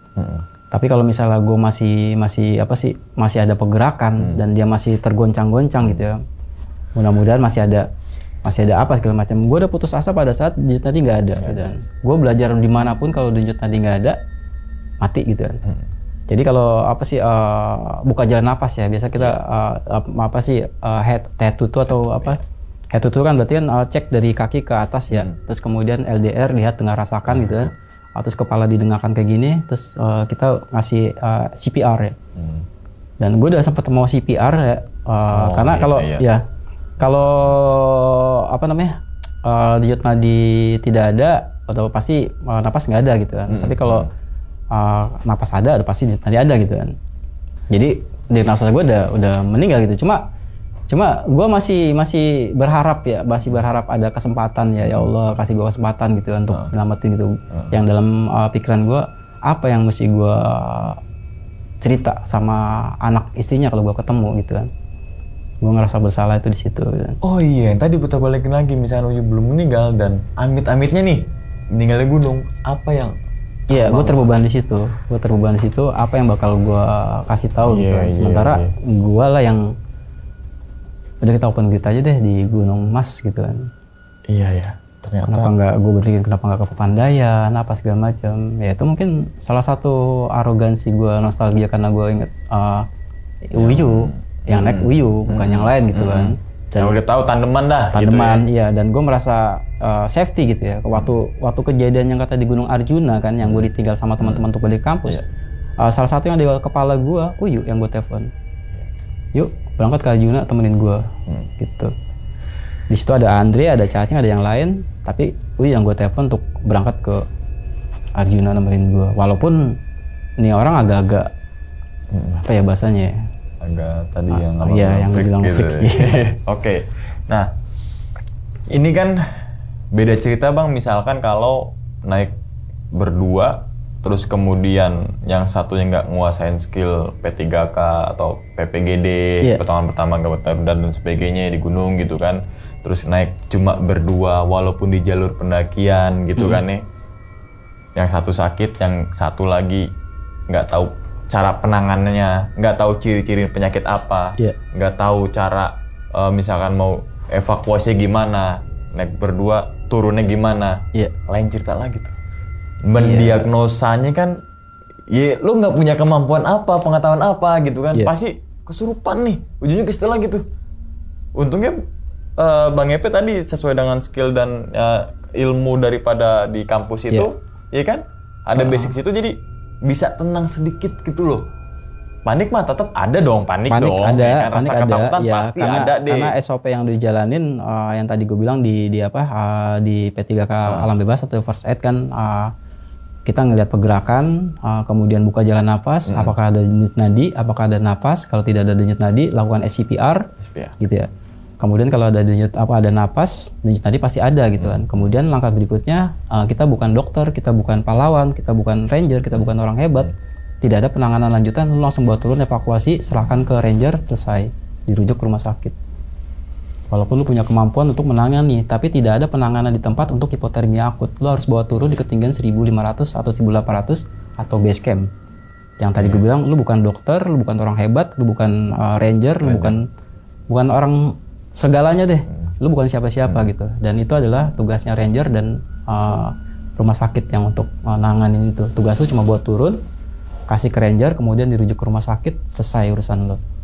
Jangan ditangani di tempat, walaupun lu bisa buat ngobatin apa segala macam gitu. Tapi itu penanganan hipotermia yang paling cepat gitu ya, untuk lu menghindari resiko ancaman kehilangan nyawa. Ya, ada contoh kasusnya Bang, ada contoh kasusnya di kalau teman-teman bisa ingat itu kisah cerita Shizuko Ramadhani ya, yang harusnya dia kena hipotermia akut. Kemudian di Kandang Badak dia di stay camp ya, dengan asumsi para penolong itu di sana bisa nolong dia, terus kemudian membalikkan dia ke kondisi semula. Normal. Tapi ternyata mereka tuh nggak punya kemampuan, hanya ngelihat YouTube cerita apa segala macam, penanganan hipotermia yang dibuka jalan napas apa segala macam. Tapi ini akut. Jarak dari Kandang Badak ke base camp bawah itu cuma 2 jam. Harusnya kalau dia turun evakuasi langsung. Selesai. Ya walau alam ya mungkin masih hidup, tapi mereka mutusin untuk stay, bikin tenda di sana, menunggu bantuan dari bawah. Alhasil matilah di sana, meninggal dia, Shizuko Ramadhani. Padahal ironisnya jarak dari Kandang Badak ke bawah itu 2 jam. Kalau mereka evakuasi, di situ banyak orang, sampai 2 jam, kasih ranger ke rumah sakit, mungkin masih selamat. Ada kesempatan untuk hidupnya itu ya. Ternyata mereka stay di situ, selang 3 jam 4 jam, besok paginya Pak Ranger datang. Meninggallah dia itu, Shizuko Ramadhani. Dengan kondisi tangannya ini dibungkus plastik. Tangannya dibungkus plastik terus dikaretin di sini. Itu kan berarti lu nggak punya skill penanganan hipotermia gitu ya. Oke, tapi sebelumnya kita mengucapkan berduka cita juga nih Bang atas meninggalnya sahabat Bang Epe ya kan. Semoga amal ibadahnya diterima lah. Oke. Sudah ada 10 tahun sih Bang. 10 tahun gitu kan ya. Gak apa-apa, semoga dengan video ini kan banyak orang yang mendoakan gitu kan. Meringankan beban gitu kan. Oke, Bang. Terus kan akhir-akhir ini kan banyak nih pendaki-pendaki yang memang meninggal ya. ya kalau tersesat, hilang dan sebagainya. Tapi ada juga yang mencuat tuh tentang kasus hipotermia. Tadi kita singgung gitu kan. Apakah menurut Bang Epe musuh terbesar pendaki dalam tanda kutip resikonya itu adalah hipotermia selain angka kecelakaan nyasar, hilang. Ini kan hipotermia kan kita stay di situ, tempat situ. Iya. Kalau tersesat kan kita keluar dari jalur. Benar. Gitu loh. Kalau kita bicara faktor ekstern di hipotermia atau mountain sickness gitu ya, penyakit ketinggian. Mountain sickness. Ya mungkin serangan yang paling fatal itu hipotermia di di gunung-gunung Nusantara gitu. Kalau di luar kan ada namanya frostbite atau segala macam ya. Cuma yang paling bahaya buat pendaki gunung adalah pemikiran, Bang. Oke. Contohnya gini. Semakin mudah gunungnya, semakin tinggi resiko ancaman kematian di gunung hutan. Iya. Gitu. Contohnya gini, Gunung Raung dari 1.000 pendaki berapa orang sih yang mati di sana? Gunung Gede. Ya, Gunung Gede kita bicara jalur dari 900 pendaki, berapa yang kematian terbesar di sana gitu? Hampir 90%. Jadi gunungnya mudah, gunung yang kecil, tapi ternyata resiko kecelakaan kematian di gunung hutan lebih besar. Karena meremehkan. Semakin mudah gunungnya, semakin rendah waspada lu terhadap situasi, semakin tinggi resiko ancaman kematian di gunung hutan. Jadi bukan hipotermia sebenarnya, tapi mindset lu dalam melihat suatu misi perjalanan gitu. Oke, iya juga sih, iya sempat gue bilang juga bener. Gue sepakat juga tuh semakin kita menganggap gunung ini segini rame weekend banyak warung, banyak warung, banyak yang nolong, santai gitu segala macam ya. Tapi kan situlah resiko makin besar. Nggak semua orang mau nolong lu gitu dan semua orang nggak punya kemampuan dalam hal itu. Betul. Kita bandingin Argopuro, Raung, kayak begini gitu malah makin prepare tuh. Iya kan? Iya. Semakin ekstrim, semakin lu prepare, semakin lu waspada, semakin kecil tingkat resiko ancaman kematian di gunung hutan. Ya, resiko itu nggak bisa dihilangin, tapi kita bisa diminimalisir dengan persiapan kan gitu kan. Naik gunung manapun, Gunung Prau, banyak juga kok pendaki yang kedinginan, banyak juga pendaki yang ke Seleo. Gunung Gede yang katanya buat pemula, banyak juga yang kecelakaan. Gunung Katanya Cikuray, pemula Gunung gitu Cikuray kan. kemarin. Gunung Cikuray, ya kan? Pemula, katanya kan gitu kan. Ketinggian masih 2000 sekian. Banyak kejadian di sana. Iya. Bandingkan dengan gunung-gunung yang labelnya terekstrim, terpanjang. Justru malah sedikit. Iya. Walaupun sampai kita tuh punya istilah pada waktu itu ya sama Uyi ya, sahabat dalam pendakian itu bukan dengan siapa lu berjalan, tapi apa yang lu bawa dalam pendakian, dalam perjalanan. Sahabat pendakian ya. Jadi carrier ini adalah sahabat pendakian, tapi carrier yang seperti apa? Carrier yang safety prosedur. Kalau lu cuma bawa sendok garpu, itu yang bakal nolong lu di lapangan kalau lu dapat situasi yang inkondisional. Tapi kalau lu prepare safety prosedur ya, apa yang ada di carrier lu, apa yang lu bawa itu yang bakal nolong lu pada saat itu terjadi inkondisional di lapangan. Iya. Jadi don't trust nobody gitu ya. Iya lagi, bener. Kalau lu kalau lu tidak bisa menolong diri lu sendiri, gimana lu mau tolong teman lu gitu kan? Iya. Kalau lu safety prosedur, lu bisa nolong lu sendiri dan di sini aman, teman lu akan tertolong gitu kan. Iya, yang gue nyasar Gunung Sumbing tuh karena gue berpikir jernih. Tenda ada, ini ada, santai aja. Santai, lu ngerasa aman gitu. Iya, ngerasa aman, betul. Oh iya juga. Kan kalau sahabat kan kita akan trust sama dia, kita merasa aman dengan ada di samping dia gitu. Iya. Oh, berarti kalau bikin yang nitip tenda katanya duluan, taunya temennya nggak kuat, dipaksain untuk ngejar temennya karena temennya udah buka tenda. Salah tuh ya. Salah.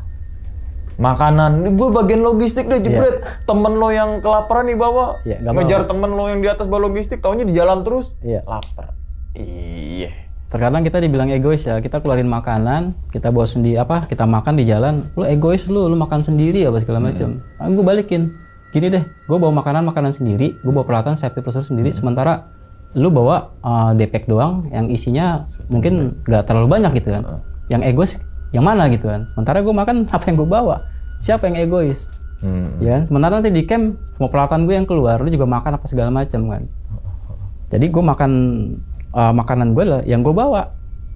Kalau lu mau makan ya apa yang lu bawa. Sekarang apa yang lu bawa? Nggak ada. Sleeping bag sama tas gede. Iya, makanlah itu gitu. Kadang-kadang konyol lu begitu. Sendok garpu. Iya, sendok garpu. Lo nyasar, lo ngambil sendok garpu. Iya.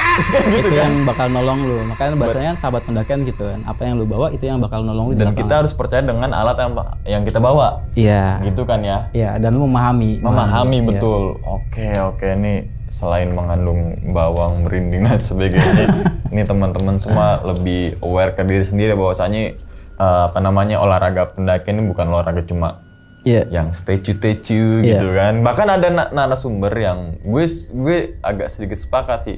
Sekarang katanya pendaki itu bukan bawa persiapan yang tadi safety procedure, justru dia mempersiapkan template-template CapCut untuk diupload di TikTok, Iya, pendaki FOMO. di IG. Bahasa pendaki FOMO. Langsung bikin template kayak gini dong, ya kan? Bikin dig. Bagus yang mana berarti ya? Iya. Ketika kedinginan. Iya. Ngituin negor temen nih, woi gue banget lu, Iya. nggak bagi-bagi sleeping bag gue, lu nggak bawa, Iya, lu gue nggak mah bawa. bawa orang gue sendiri. Iya, gue masuk akal nih, iya. Terus yang berikutnya jangan pernah bawa carrier temen lu ya. Dalam arti, oke lah lu terlihat kuat gitu ya, tapi jangan jadi pahlawan gitu ya. Bukan maksudnya kita nggak mau baik sama temen lu untuk bawain carrier. Gua tahu dia nggak kuat, ya. Tapi bukan berarti lu mesti bawain semua barang dia. Karena kalau udah bawain barang dia, lu ngebunuh dia gitu. Pada saat nanti dia terpisah atau apa, siapa yang bakal nolong dia? Sementara barang lu bawa semua gitu. Jadi biarkan dia bawa barangnya, mungkin lu kurangin sedikit dan lu tempel. Jadi yang paling benar itu, lu tempel, terus kemudian lu bawa barangnya sedikit ya, separuh. Ya, bukan lu bawain semuanya gitu. Karena emang dia perlu beban, ya, supaya dia ada pergerakan moving itu ya. Karena kan ya kalau kita bicara serangan hipotermia, kalau lu nggak ada pergerakan, ya, lu nggak akan dapat apa namanya? Dengan bergerak lu anget gitu ya bahasanya gitu. Iya.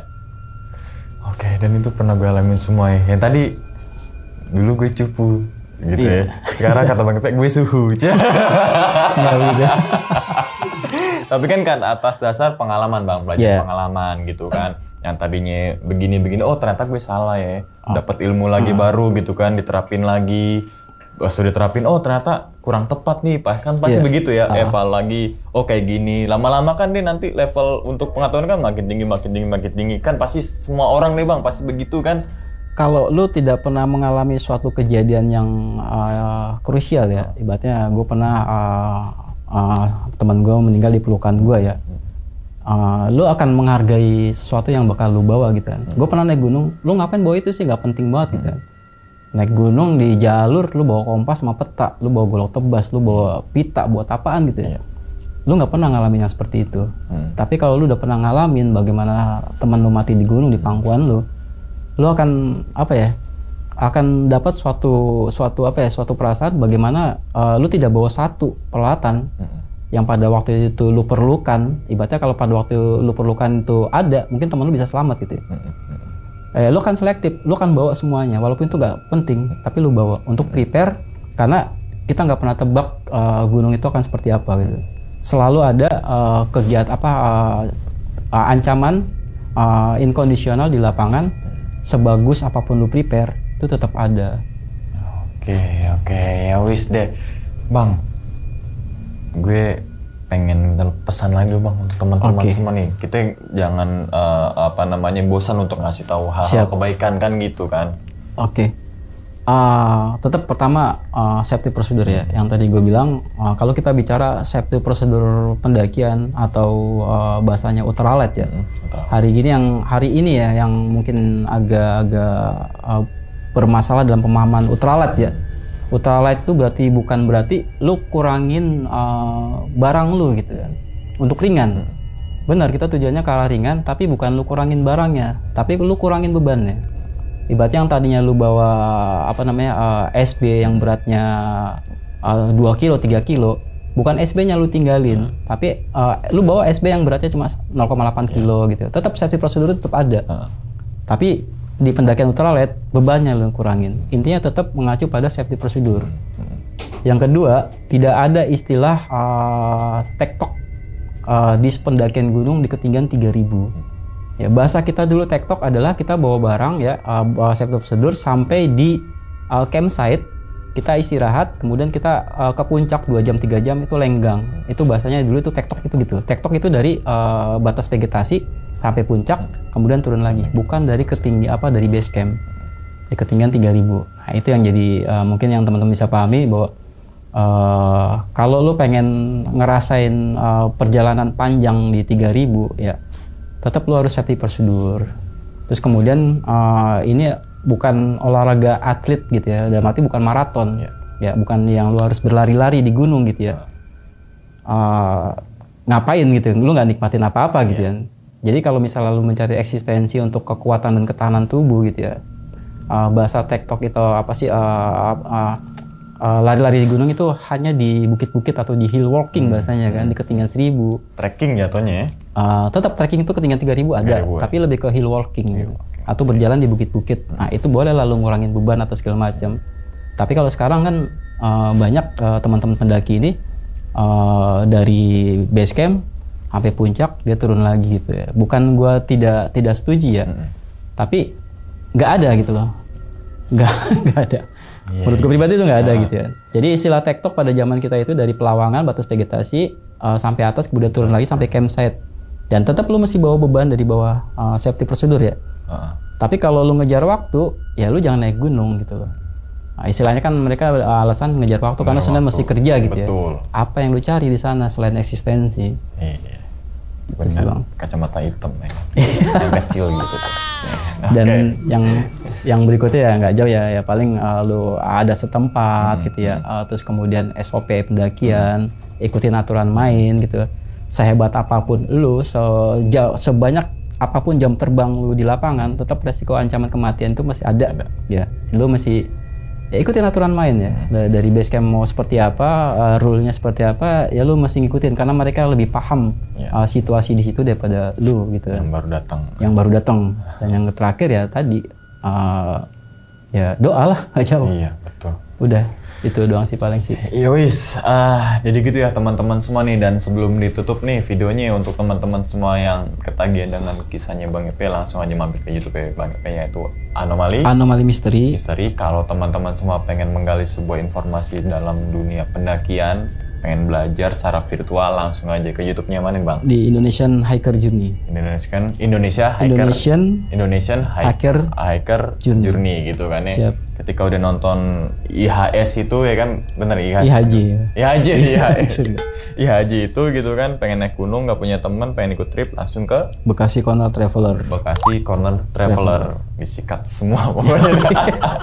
Oke ya wis, gitu ya teman-teman semua, ini pengalaman dari Bang Epe nih ketika mendaki bersama sahabatnya, yang katanya itu sahabatnya di pendakian itu ternyata sudah meninggal 3 hari yang lalu gitu kan. Kita doakan sama Bang Epe sehat selalu Bang ya, panjang umur, rezeki. Begitupun juga dengan teman-teman semua yang lagi nonton di rumah nih. Oke, dan ingat teman-teman semua, cerita dari Bang Epe ini bukan untuk nakut-nakutin nih teman-teman semua ketika mendaki gunung Pangrango, Gunung Gede ataupun ke gunung yang lainnya, tapi ambil sisi positifnya dan buang sisi buruknya. Sekian dulu pada video kali ini, dan nantikan video-video gue berikutnya. Hal gaib itu muncul ketika sugesti kita buruk. Wassalamualaikum warahmatullahi wabarakatuh. Selamat riset Bang Epe, thank you banget nih. Thank you. Alhamdulillah. Bungkus.